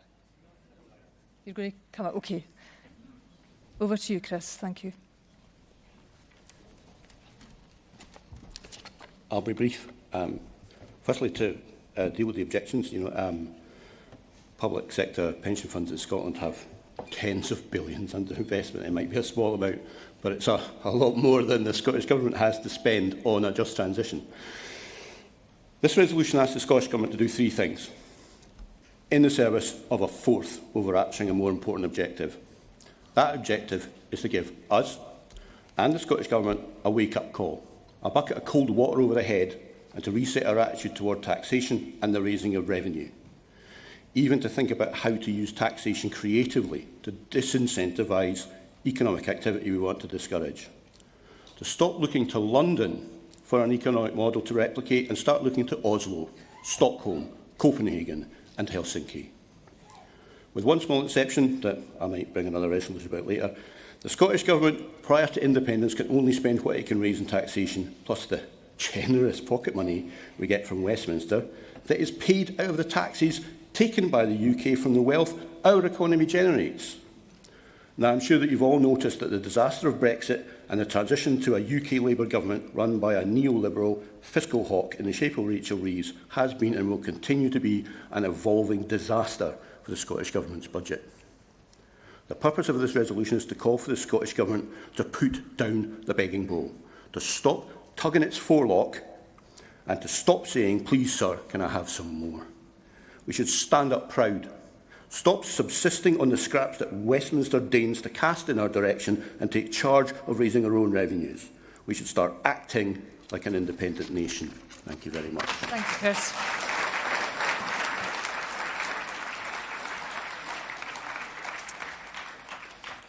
Thank you, Chris, and thank you for all the speakers in that debate. Can I now put to delegates that all those in favour of the resolution to please raise your cards and to do so now visibly and clearly.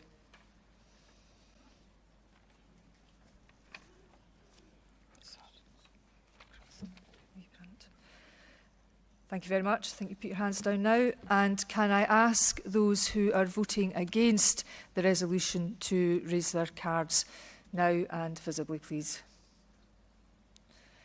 Okay, thank you very much. You can take your hands down. Thank you very much for your patience. That's very clear that overwhelmingly the resolution is passed. So thank you.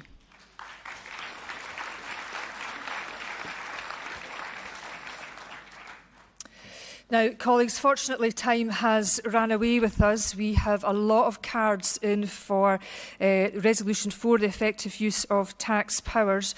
So I intend to take that resolution at the first opportunity that we can tomorrow so that we can have a proper debate in and around this substantial resolution. My apologies about that, and apologies to those that are primed already to get up and speak, but we will return to the matter tomorrow, I can assure you of that. The next session that we are that's now upon us, delegates, is the first of our interactive policy sessions. The First Minister, supported by the National Executive Committee, was very clear that at our annual conference that we should have the opportunity to be engaging through discourse party members with respect to policy, and therefore the opportunity was created for ministers and people of various portfolios within government to make presentations to conference. And with that in mind, it gives me great pleasure to introduce Kate Forbes, who is the Deputy First Minister and Economy Secretary. Kate is going to speak to us for about 10 minutes and then she will introduce other Cabinet Secretaries who are here to support her in this very important discussion that she will lead with you all today. And over to you, Kate. Thank you. Thank you.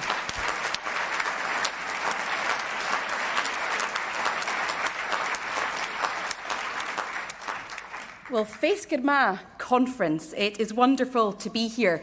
And we meet in Edinburgh at the International Conference Centre, which is a fitting venue for a party which looks outward, which is internationalist, and which still says, "Stop the world, Scotland wants to get on."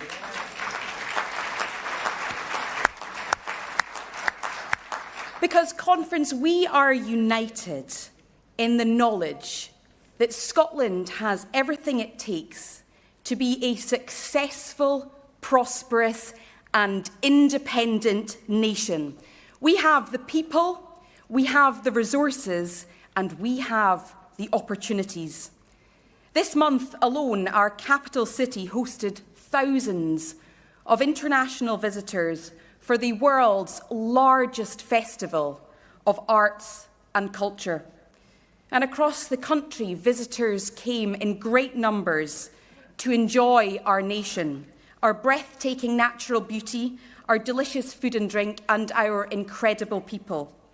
You know, conference, sometimes I think if we would only see ourselves as others see us, there would be no place for doom and gloom, the doom and gloom that characterises our debate about our economy in the public square.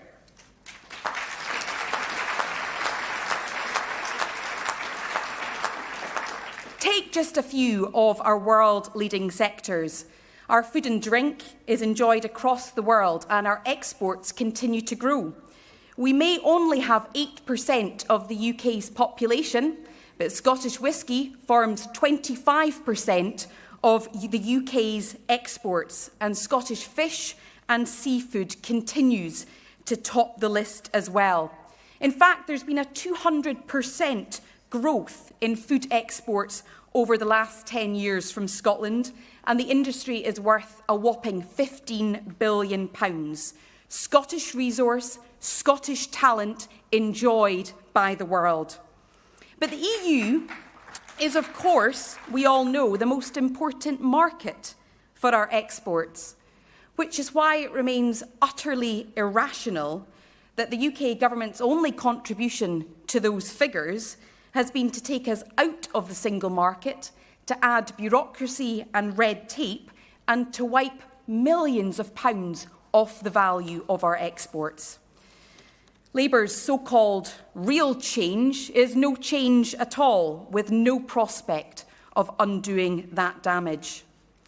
But from food and drink through to energy, we know, and we've just heard the debates, that we are spoiled with an incredible abundance of natural resources. A twice-blessed nation, you could say. Decades ago, Scotland's oil and gas powered the nation, and now it's our renewables that are keeping the lights on.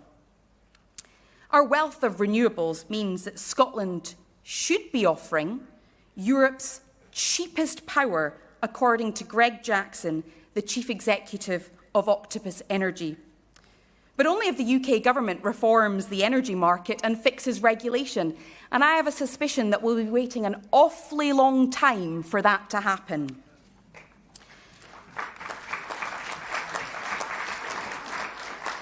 Meanwhile, energy prices rocket. In fact, remember that real change that I think Labour were offering? Well, that real change turns out that they are overseeing the energy price cap rise by almost 10%.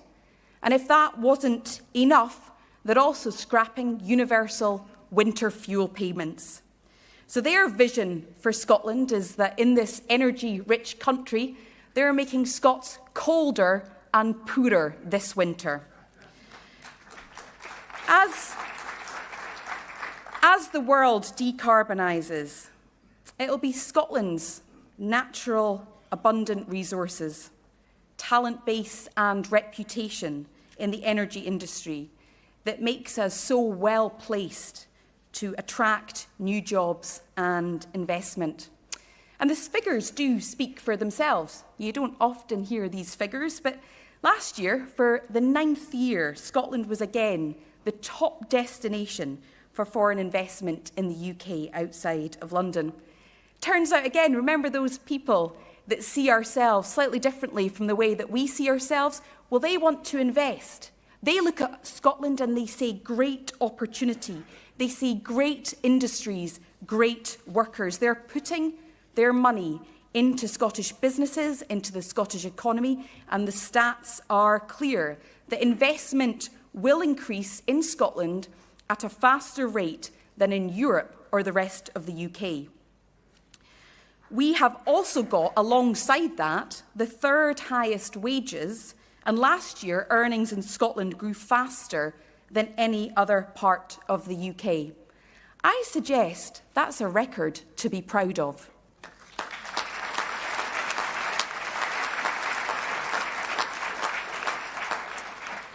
Delegates, we have resources and advantages that other already successful small countries would love to have. A booming food and drink sector, universities and colleges that are envied the world over, a renewable sector which is powering our homes and businesses. But building on that, the July election made clear that voters highlight the economy as one of their top priorities. And they want to see a vision for our economy that takes us to net zero. They want a break from all the many economic pressures of inflation, higher costs, a break from the all-consuming, multi-generational cycle of poverty that is a scourge on our society. And they want a vision that recognises the importance of fairness, that wages should cover costs, that jobs should be secure and fair, and that our industries should deliver benefits for our communities. And as Deputy First Minister with responsibility for the economy, working alongside my colleagues on an SNP manifesto, that is what I want to deliver before 2026. My objectives and the objectives of the SNP government is to use our limited economic levers with every fibre of our being to deliver that, to attract more investment, to create routes out of poverty alongside our fairer social security system, and to put communities and workers front and centre of our economic agenda. How do we do that? Well, firstly, our economic policy is to ensure that we have a purpose. Our economic policy is to create economic prosperity that recognises it isn't an end in and of itself. Our purpose is to support our people. Prosperity with a purpose. That purpose is to achieve net zero and to meet our climate change targets. That purpose is to build more affordable homes and better infrastructure. That purpose means that our supply chain prioritises small businesses, creating more jobs in our small towns and villages. That purpose is to enrich communities, not just stakeholders. The way that we do our business matters as much as the business that we do.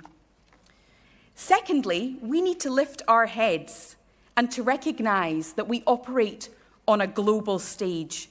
We compete internationally for investment, and we're determined to win that investment. In other words, we are ambitious to make Scotland the most attractive place to live, to work, and to invest. We all know that our public finances are under incredible strain. If we hoped for that real change Labour were offering, we're already pretty disappointed. And so that's all the more reason to attract investment and to ensure that across the world, Scotland is recognised as a place to start or to grow a business, to create jobs and to create wealth. In other words, Scotland is open for business.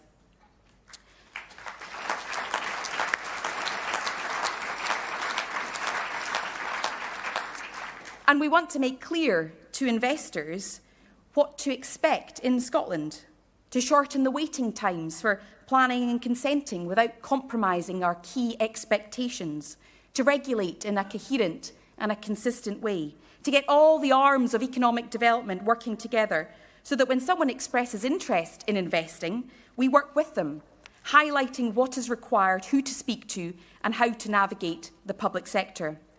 We want to highlight our priorities, which is to invest in the just transition, to invest in renewables, to invest in the supply chain, and to support our communities taking a stake in those opportunities as well.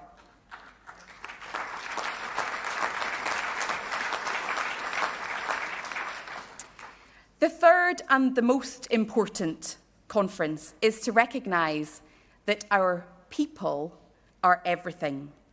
Our workers are at the heart of our economic policy, and they must be paid fair wages with fair terms and conditions and have access to the best skills and training.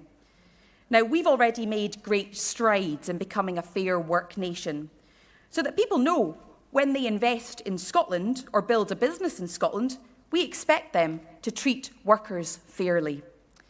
And for a country with a population of 5 million people, with a long history of immigration, we value immigration and the many, many people that choose to come here and make a positive contribution.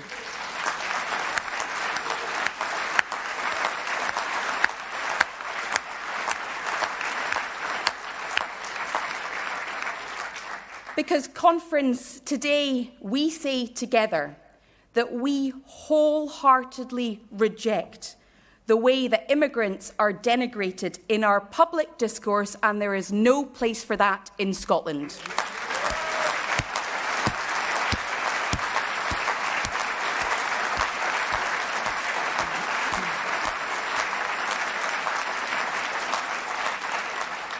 Conference, we will fight for a fair, coherent immigration system. And in this period before independence, the Labour government must work with us to devolve immigration policy or deliver a Scotland-only visa.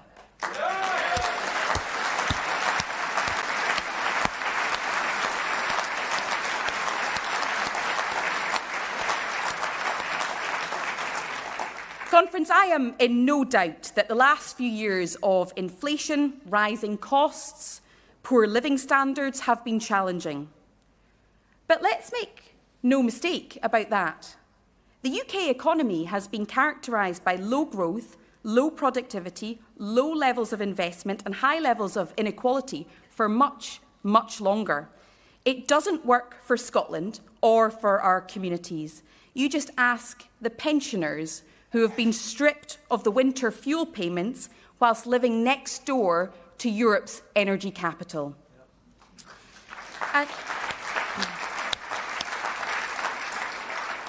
And you only need to consider comparable independent countries to see the huge opportunities for Scotland. Countries like Norway, Finland and Sweden, they enjoy higher productivity and living standards, higher levels of investment and lower inequality than the UK.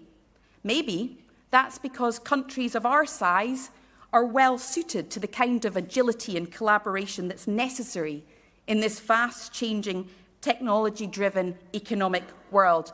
Maybe we'd be more prosperous as an independent nation.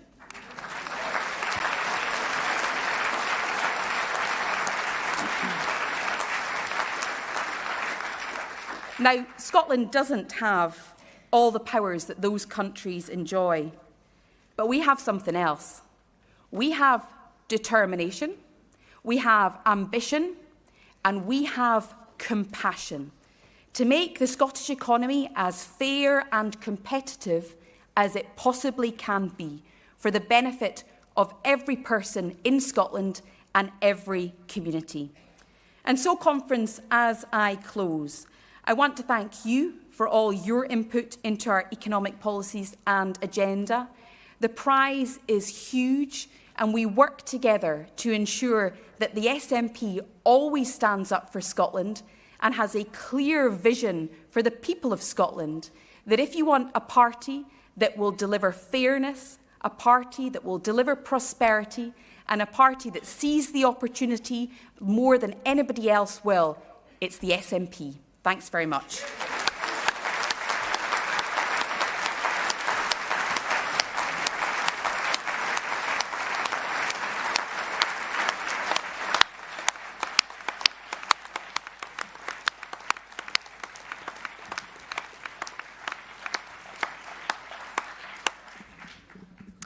Well, thank you very much, Deputy First Minister. It appears that your speech went down like a treat, so thank you for that. Now, I know that Mary Goujon can't be with us today because she's got some urgent government business. And, of course, Mary McCallan is on maternity leave, having seen the safe delivery of her son. And I'm sure we'll all send our best wishes to Mary McCallan and her family in that regard.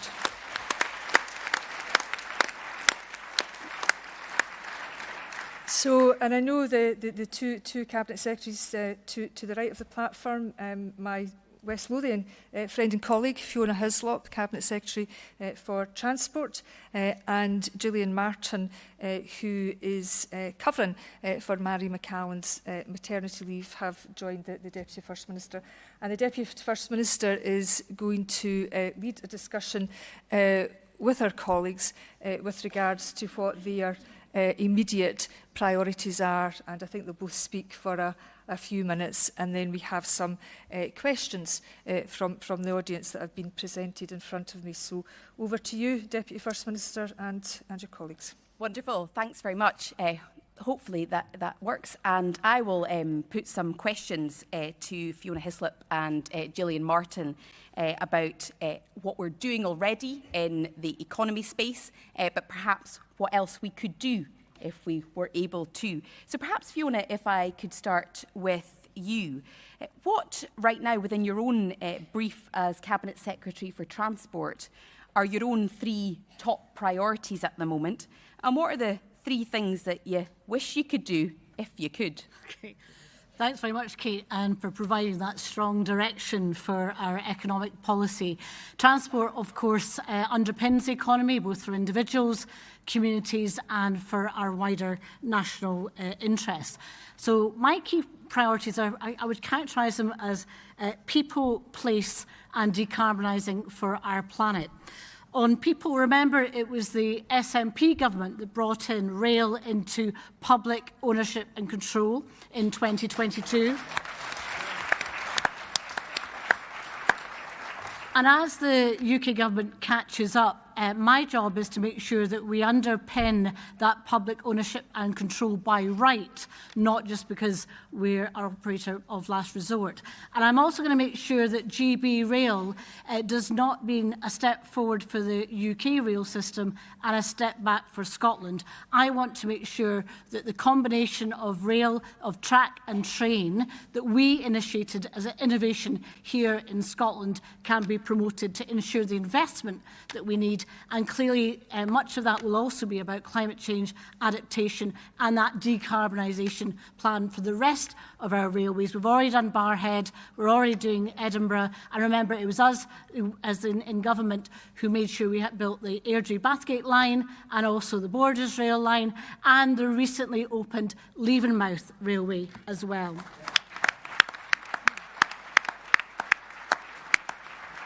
Also on people, I'll be making sure that our direct award for CalMac, people recognise the service of the frontline staff in CalMac, and I want their energies focused on delivering a direct award so they're operating an improved service as opposed to operating to contract. I'm not waiting for the direct award. We've already seen an enhancement and change plan with regionalisation and responsiveness to local communities.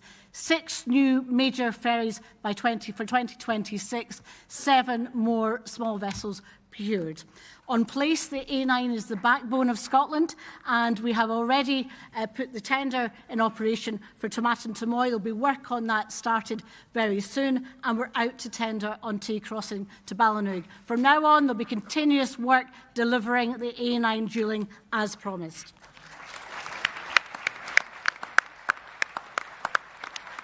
On decarbonisation, we're investing in low-emission buses. We're making sure that our young people get used to working and going to work and doing all their work, their study, etc., using buses with our under-22 free bus pass, which will be maintained and which has seen 150 journeys recorded this week. And we're also using that energy that we're producing to make sure we've got an extensive array of EV chargers right across Scotland. And then, finally, what would I want to do differently? Well, do you know, if we were members of the European Union as an independent state, we could be part of Eurofema to invest in our rail fleet services. We could have better safety standards on our EV cars.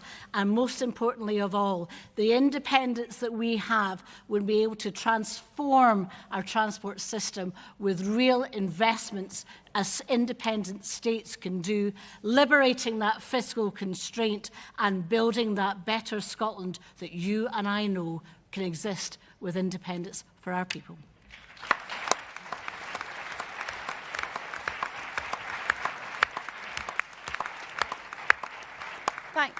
Thanks so much, Fiona. Now, Gillian, as Cabinet Secretary for Net Zero and Energy, those two subjects have dominated a lot of the debates. So perhaps you could outline some of the things that you're doing currently and perhaps some of the things that you wish you could. So I have always been of the belief that Scotland's energy, can you hear me now? Yeah, that Scotland's energy is actually the case for independence. We heard from the Deputy First Minister that we've been twice blessed. Now, we've been blessed with oil and gas for the last 50 years, and we all know what has happened there. Yes, it's provided people with very well-paying jobs. It's, enhanced the region that I'm from and the North East, but it hasn't really served the whole of Scotland. The whole of Scotland should have benefited from the tax receipts and the profits of oil and gas. Now, the second blessing is our renewable potential. We are already doing extremely well in renewables, but we need to make sure that this time the whole of Scotland benefits. Now, thank you. Now, we have already made sure that when we put out the options for ScotWind licences, that we had conditions built in that were about local procurement and local supply chain, which will mean that Scottish businesses really benefit from that activity. But I want us to go further, because as an independent nation, the profits and the inward investment that's coming into Scotland would be for the benefit of the people of all of Scotland.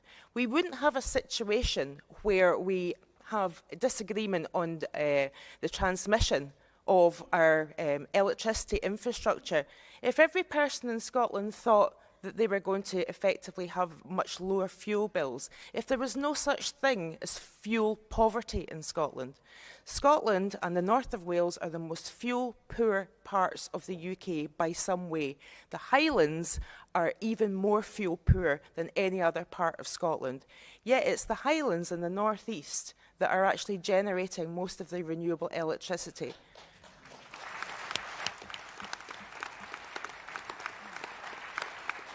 Now, you asked what I'm doing. Well, a lot of the things in the energy and the net zero space have to require a lot of collaboration with the government that holds quite a lot of the levers in this place. But I caught the very last part of the debate. Sorry I didn't hear all the speeches on the motions around renewable energy. But I have to say that I absolutely fundamentally agree that we shouldn't be going cap in hand for dribs and drabs of regulations and flexibility here and there, here and then. We should be absolutely putting our colours, nailing our colours to the mast, that we want to see Scotland's energy working for the people of Scotland. In the net zero space, I am very conscious of the risk that getting to net zero can look like a burden, too much of a challenge, and something that may disadvantage people.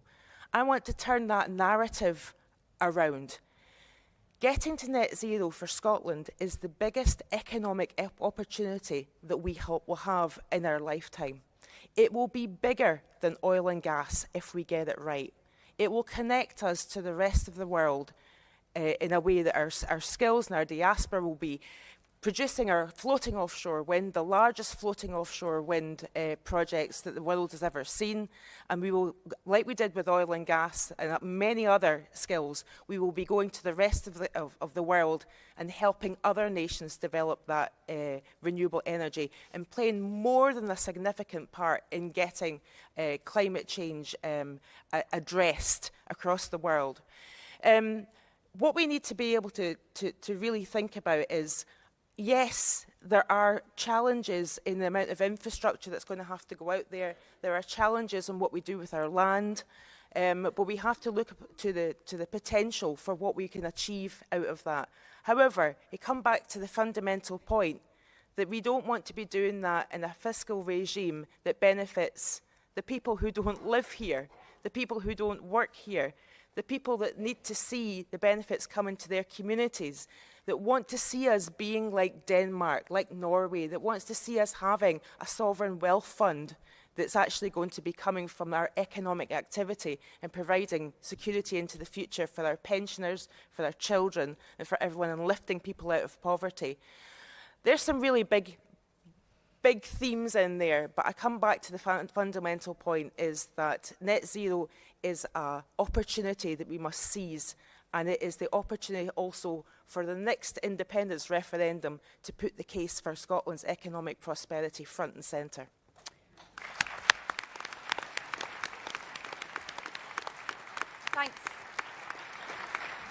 Thanks so much, Gillian. That certainly does sound like a manifesto for independence. So, Angela, back over to you.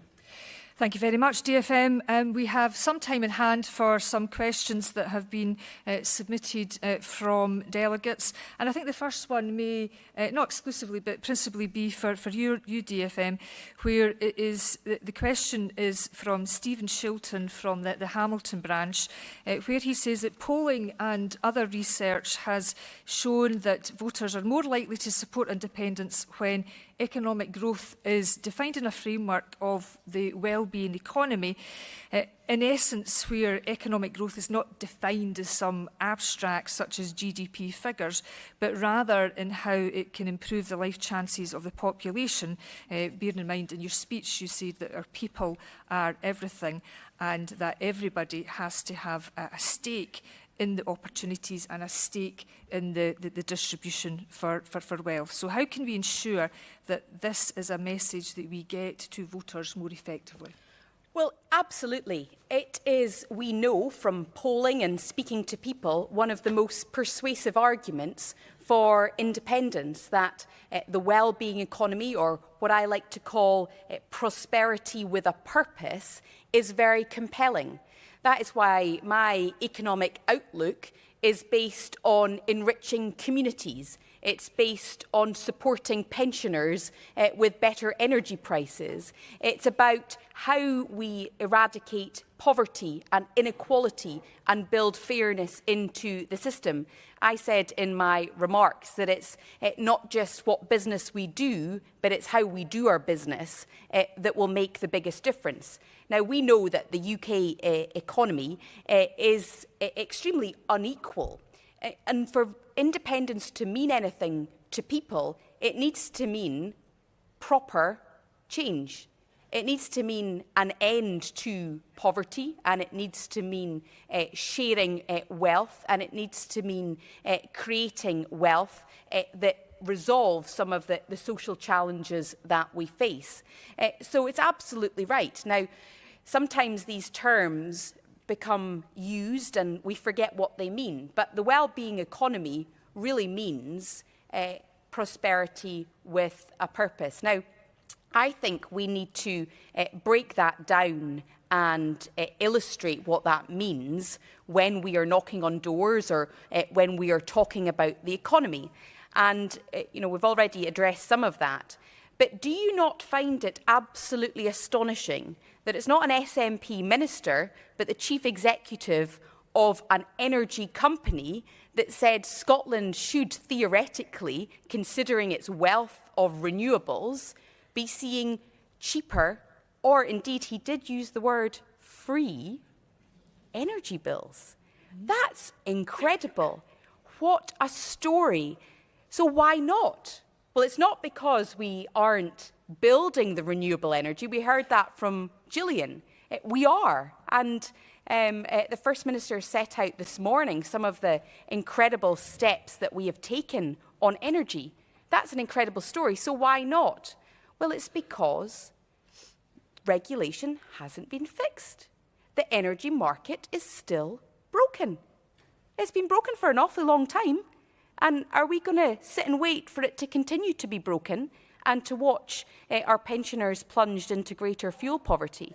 That is the kind of rhetoric, narrative and real substantive reality that we can share with people. So that was a long-winded way of me saying 100%, I totally agree, and the way we do it is by making it real for people. Thank you.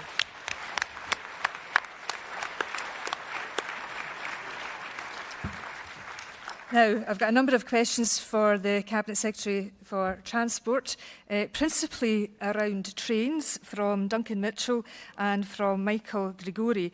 Essentially, when will we see an improvement in ScotRail services that they provide to members of the public? And what can the government do to ensure that ScotRail keep their regular timetables and prevent incidents? So clearly we've had a period of a temporary timetable that's caused disruption. I absolutely appreciate that. The reason for that is because train drivers, perfectly able and capable of doing this, are just working their normal hours. They're not working rest days or their additional overtime. That's because of a dispute that's been ongoing in terms of pay. We know that public pay obviously has been pressured over the summer. I'm very pleased that the rail unions are recommending approval of the latest pay offer that has been put forward to them.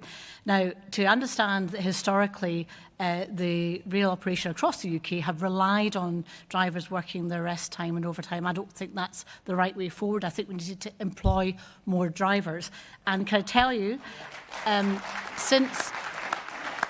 since we took over that public ownership and control, there are 400 more people employed on our railways, 260 more drivers have been trained, and there's another 160 already in progress. Now, those two combination means that we should get back to being one of the best performing railway services in Scotland. We're on the case. We want to work collectively with our rail unions in particular to make those improvements to our rail service and to invest in our rail service to make sure that we can make it more attractive to ensure that more people use our rail services in the future. Thank you, Fiona. Now, as you would anticipate, we've got a few more questions around energy policy, and I'm going to bring a few questions together that may actually be quite cross-cutting across various responsibilities, perhaps Fiona in terms of her previous background in international posts, Gillian obviously holding the fort in terms of energy, and there's probably quite a fundamental question about growing our economy. So, bearing in mind that the global economy, and we've heard from debates today that there has been some commentary and I suppose some concern that our renewable energy infrastructure is dependent on other states. There are obvious concerns about some states being hostile or not holding up a human rights record.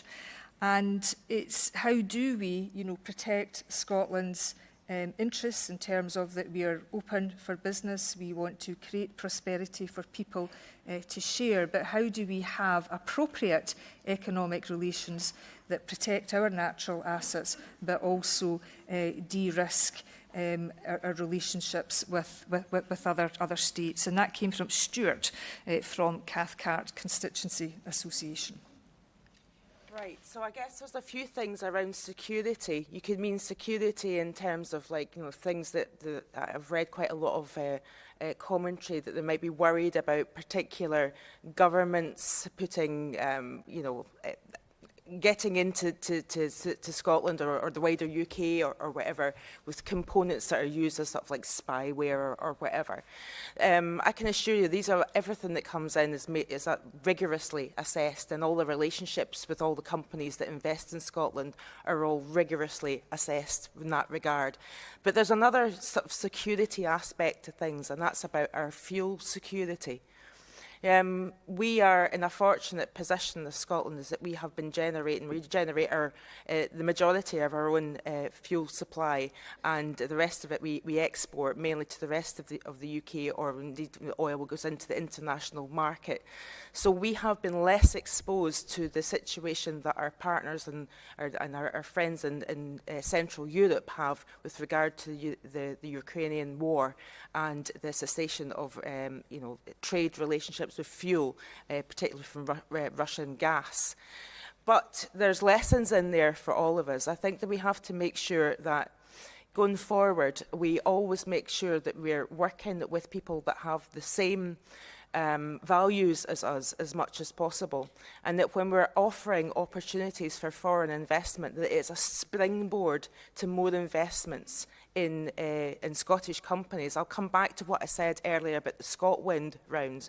There are international companies who are have got together to bid for those licences, but there's very clear commitments in there that they must be locally procuring and working with a Scottish supply chain. We already have a supply chain that is internationally recognised and is working across renewables and oil and gas right now.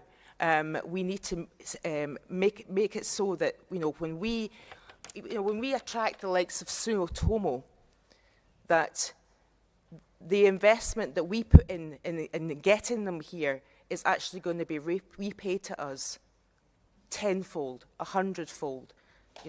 That we make sure that they're, you look at what's happening in the Port of Nig and the opportunities that there are for building of houses, that is going to mean that they'll have the accommodation for the workers that are going to deploy everything we want to see out there in ScotWind. But it's also going to leave a lasting legacy for the community that has lost so many of their young people to other parts of the UK because they haven't been able to get affordable housing. So when we attract people, we need to have those discussions with them about what they are going to bring to the people of Scotland, because that is one of the levers that we do have, because they want to come here, because the investment opportunities in Scotland are massive. We have people rapping on our door wanting to invest in Scotland, but they cannot come here, make their money and leave. There needs to be a lasting legacy, and I think that the people that we have attracted so far are absolutely up for that. Thank you, Gillian. Is there anything you'd like to add, Fiona?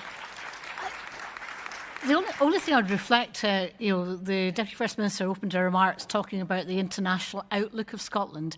And pre-COVID, my last visit internationally was in Berlin, and I was talking to the federal government in Germany about the opportunities to work with Scotland on our export of our energy, and particularly hydrogen, so they weren't that dependent on Russian gas exports. So we want to be an international partner of choice, and we want to be a dependable international partner of choice when we join the European Union as an independent nation. So how we behave, how we do our business, as Kate has just described, is really important, not just domestically, but how we are seen and respected and understood and accepted as an international independent state by our partners in the future.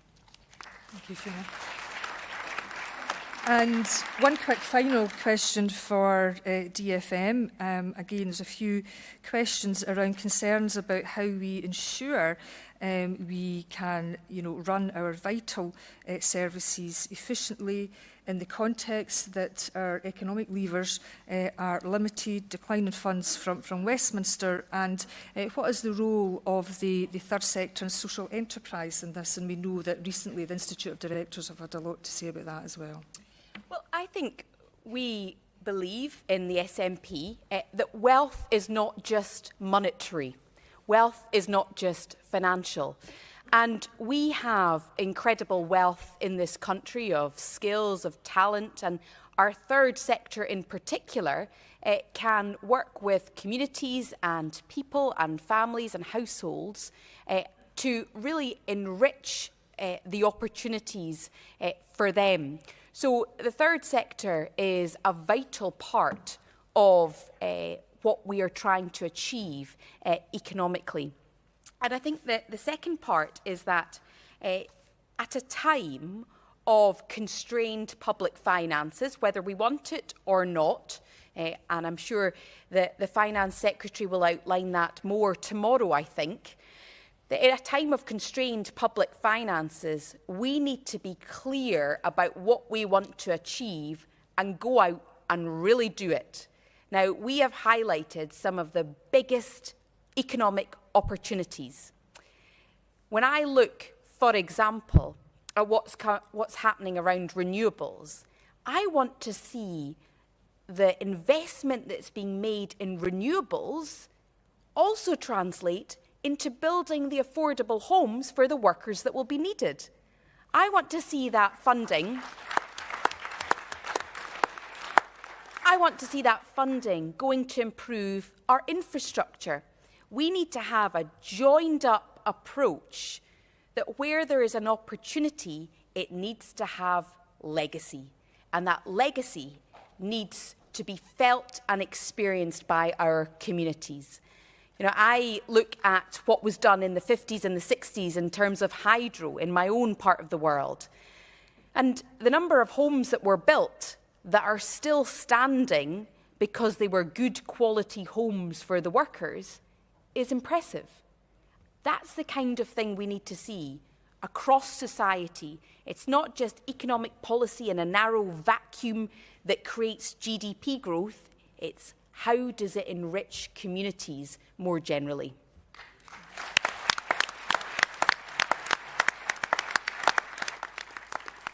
Thank you very much, Deputy First Minister. Very grateful to Fiona Hislop and Gillian Martin also. And thank you for your forbearance conference. We are now going to move on to our next item of business, which is our topical and emergency resolution. So if you just bear with us for half a moment.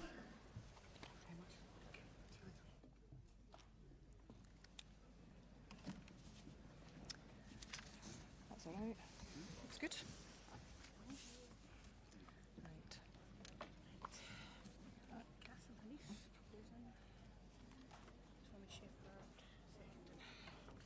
Okay, so just need to invite them to the floor. Has the amendment been?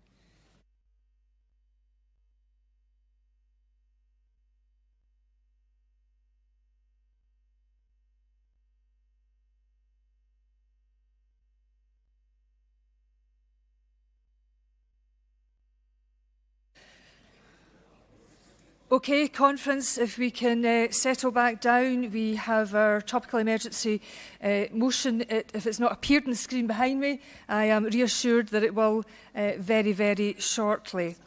And can I invite Kazim Hani to the stage, please, who is the convener of Scots Asians for Independence, and he is going to propose the topical motion, which is in relation to the emergency humanitarian crisis in Gaza. Kazim, the stage is yours.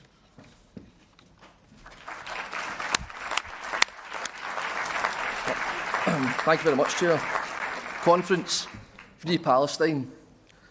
Delegates, we're almost a year from October the 7th, where hundreds of Israeli civilians were killed and kidnapped. Families were broken and the world was in shock. It was almost impossible to contemplate anything more horrific in recent times. Conference, I said almost.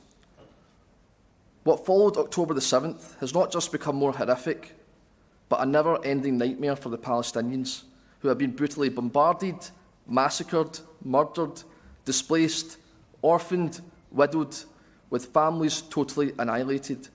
And we are having to witness these atrocities from our living room. Delegates, just a short time ago, I saw a picture on social media of our former First Minister Hamza Yusuf holding his newborn baby, smiling and looking into her eyes with affection and love. As a father myself, I was able to relate to that sense of joy but very quickly I remembered that I was reading about a father in Gaza who also would have felt that sense of joy and that love and affection. It was only when he returned from registering those births he found his 2 newborn babies and his wife blown to pieces. How was he feeling then? Delegates, how would you be feeling then? This is just an example of what Israeli Netanyahu's government calls self-defence. A place which is the biggest open-air prison, already struggling, already under occupation, already oppressed, was set on fire, minute by minute, hour by hour, day by day, week by week, month by month, and still with no end in sight. It is the responsibility of every government, every elected member, every human being to call out this injustice. Nobody denies any country's right to defend itself, but Conference, this is not defence, this is genocide.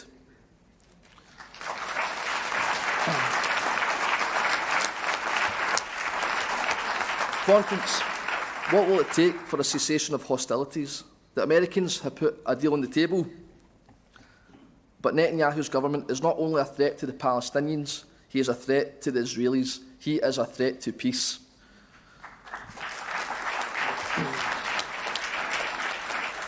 He has cabinet ministers who openly call for the annihilation of Gaza and of Palestine.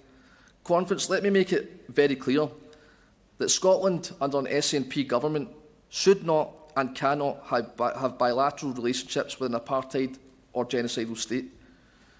If we support an apartheid state, then we too are complicit in their crimes.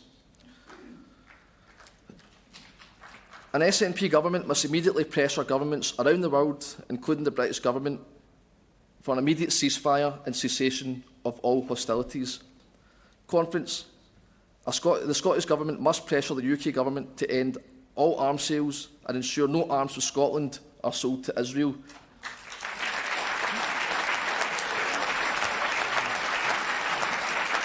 Our SNP Government that must ensure that the rule of law is upheld and that the voice of the ICC and the ICJ is not silenced, and that Netanyahu and his gang of thugs are brought into the court to be held accountable for their actions. It is imperative that the Scottish Government continues to push for the recognition of a Palestinian state and continuously pressures governments around the world, including the UK Government, to recognise Palestine as a free and independent nation. Conference, our SNP Government must remain steadfast on its position and must ensure that no relations are normalised until the cessation of all hostilities, the immediate withdrawal of all Israeli forces in occupied territories, and the return of all occupied land and illegal settlements in the West Bank. The Scottish Government must immediately suspend all contracts and commercial arrangements with Israeli or Israeli-linked organisations until these conditions are met. Conference, we must stand on the right side of history. We must stand on the right side of justice, because injustice anywhere is a threat to justice everywhere. In the great words of Nelson Mandela, and I quote, "Our freedom is incomplete without the freedom of Palestinians." Delegates, Free Scotland, Free Palestine, please support the motion.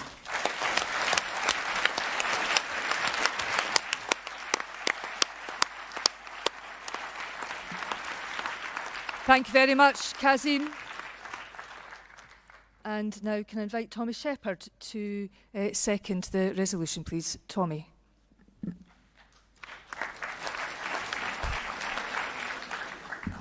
Conference, I support the right of Israel to exist, and I support its right to self-defence. But let us be clear, it is not self-defence to systematically bomb civilians sheltering in hospitals, schools and refugee camps, and to have now slaughtered more than 40,000 of them, most of whom had not engaged in combat against Israel. It is not self-defence to systematically carpet bomb residential areas and public infrastructure and reduce the strip of Gaza to a barren wilderness full of rubble. Indeed, as the Republic of South Africa and others have said, the manner in which the Israeli state is prosecuting its case in Gaza and the other occupied territories, far from being justified under self-defence, now looks as if they are committing the crime of genocide and other breaches of international law. And we must, as a party and as a government, make sure we support the ICJ and facilitate its deliberations so that there is no quarter given and no place to hide for those responsible for these actions, whether it takes a month, a year or a decade to bring them to account. And now this calamity has expanded into the other occupied Palestinian territories, and we see in the West Bank armed paramilitary gangs of settlers intimidating and terrorizing Palestinian villagers under the watchful and protective eye of Israeli state forces, and with champions for their action right at the heart of the Israeli government. Conference, there are three things we should do about this. The first is to reiterate our call for a ceasefire and demand that the UK is part of international pressure on Israel to bring it about. And that means, if Benjamin Netanyahu will not listen to reason, that we apply pressure and force to make him comply with international law by every political, diplomatic and economic means at our disposal. And the second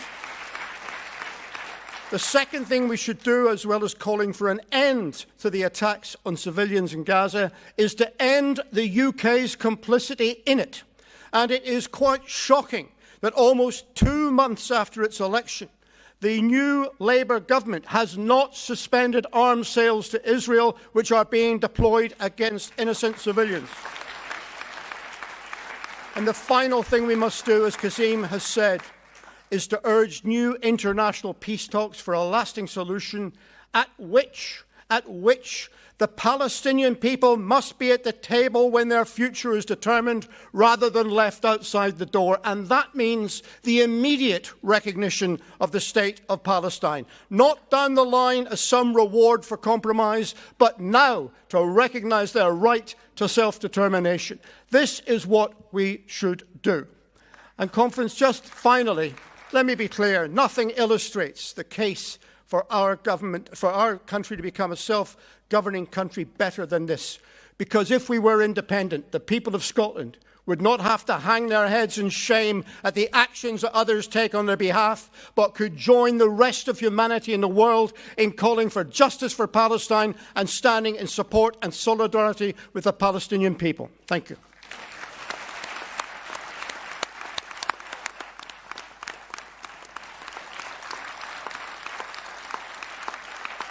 Thank you very much, Tommy.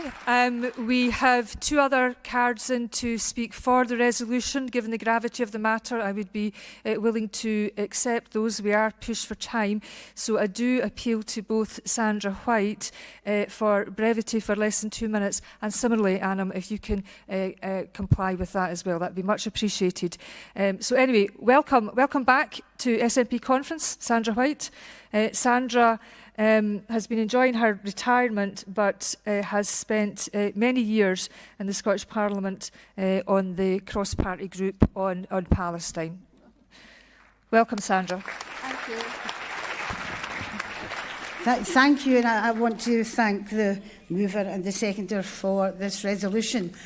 Conference, I've been in Gaza, I've been in the West Bank, I've been in the hospitals, I've been in the schools, and I've saw how the Palestinian people are treated, not just since October the 7th, but for 76 years they've been treated in this way. I've seen water turned off, I've seen electricity turned off, I've seen babies in incubators with the electricity is turned off and they cannot get any attention. Now, that is not a regime that we and the Scottish National Party should have anything to do with whatsoever. No diplomatic. We talk about diplomacy and meeting with these people. I have been asked to meet with them. I think other people in this room would see how they work And I really couldn't believe the naivety of our party thinking that the Israelis would not use this photo opportunity as something to say that basically we were talking about various things and it puts them in a good light. And that's a criticism that I think has to be said, the naivety that it would not be used against us, against Scotland. I wear this with pride, because I've seen how the Palestinians have treated, but I have never, ever seen what's happening just now. And if I thought I would, a genocide, as Tommy and others had said, an absolute genocide on the TV. When did we ever think we'd be able to watch a genocide coming from the television? And every single Western country, UK, America in particular, still selling arms to them, still sending arms to them, and yet people are being murdered every single day. I think it's an absolute disgrace, and I thank you for taking this emergency resolution. I know I'm out of time now, but please support the resolution. Thank you, Sandra.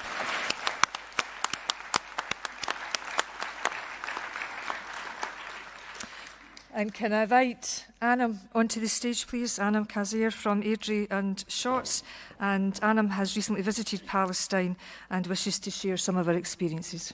Good afternoon, Conference. The Palestinian people have been oppressed by successive regimes, and currently the most right-wing under Netanyahu. They live under systemic and oppressive discrimination, and they have done so since the Nakba. This is not new, and this has not been the case since the 7th of October. I want to share a story with you, Conference. Last year, I visited Palestine on a cross-party delegation along with Medical Aid for Palestinians who have a stall here at Conference. And when I was out there, I visited a neonatal ward that MAP funds. In that ward, there were tiny premature babies, beeping monitors and medical staff. Yet there were no parents, there were no families. I asked why that was, and it was explained to me that movement restrictions and a blockade on Gaza, so this is before the 7th of October, separates mothers from babies. Al-Maqasid Hospital is the only level 4 neonatal unit in the occupied Palestinian territories. So if a mother has a high risk or a complex pregnancy, and if she's from the West Bank or from Gaza, she must travel to East Jerusalem to Al-Maqasid Hospital. But because of movement restrictions imposed upon Palestinians, she must apply for a permit from Israeli authorities. If that permit's approved, it usually only lasts for a few days. If the baby isn't ready for discharge when the permit expires, the mother must leave alone. Conference, you heard me clearly and correctly. The mother must return home while the baby remains in hospital. Depriving babies of close contact with mothers and the opportunity to breastfeed is acutely distressing. Babies who do not recover may die at this hospital with no family around them. And I take this opportunity to remind you, Conference, that this was from before the 7th of October. But right now, Conference, there are babies in Al-Maqasid Hospital in East Jerusalem. And Conference, if those babies are from Gaza, then because of the ongoing genocide, their family members may have already been killed. Their mothers may have already been killed. And these babies lying alone in a neonatal unit in East Jerusalem may never be reunited with their families. Conference, I urge you to support this emergency motion. It should not be controversial to say that we need a ceasefire now and that arms sales to Israel should not be sold. In years to come, our children and grandchildren will ask us, what did you do when Gaza was being relentlessly bombed? What did you do when there was an ongoing genocide in front of our eyes? In Conference, we must say that we're on the right side of history. Thank you, Anna.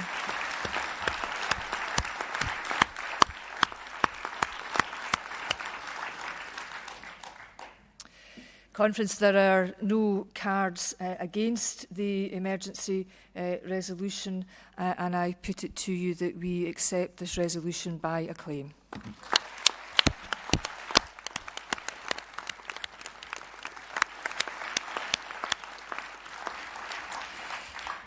Well, that brings today's formal proceedings to an end. There will be fringe meetings and other activities for people to partake of this evening. I hope you have a good evening, and I will see you all here bright and sharp tomorrow morning. Have a good evening, and thank you.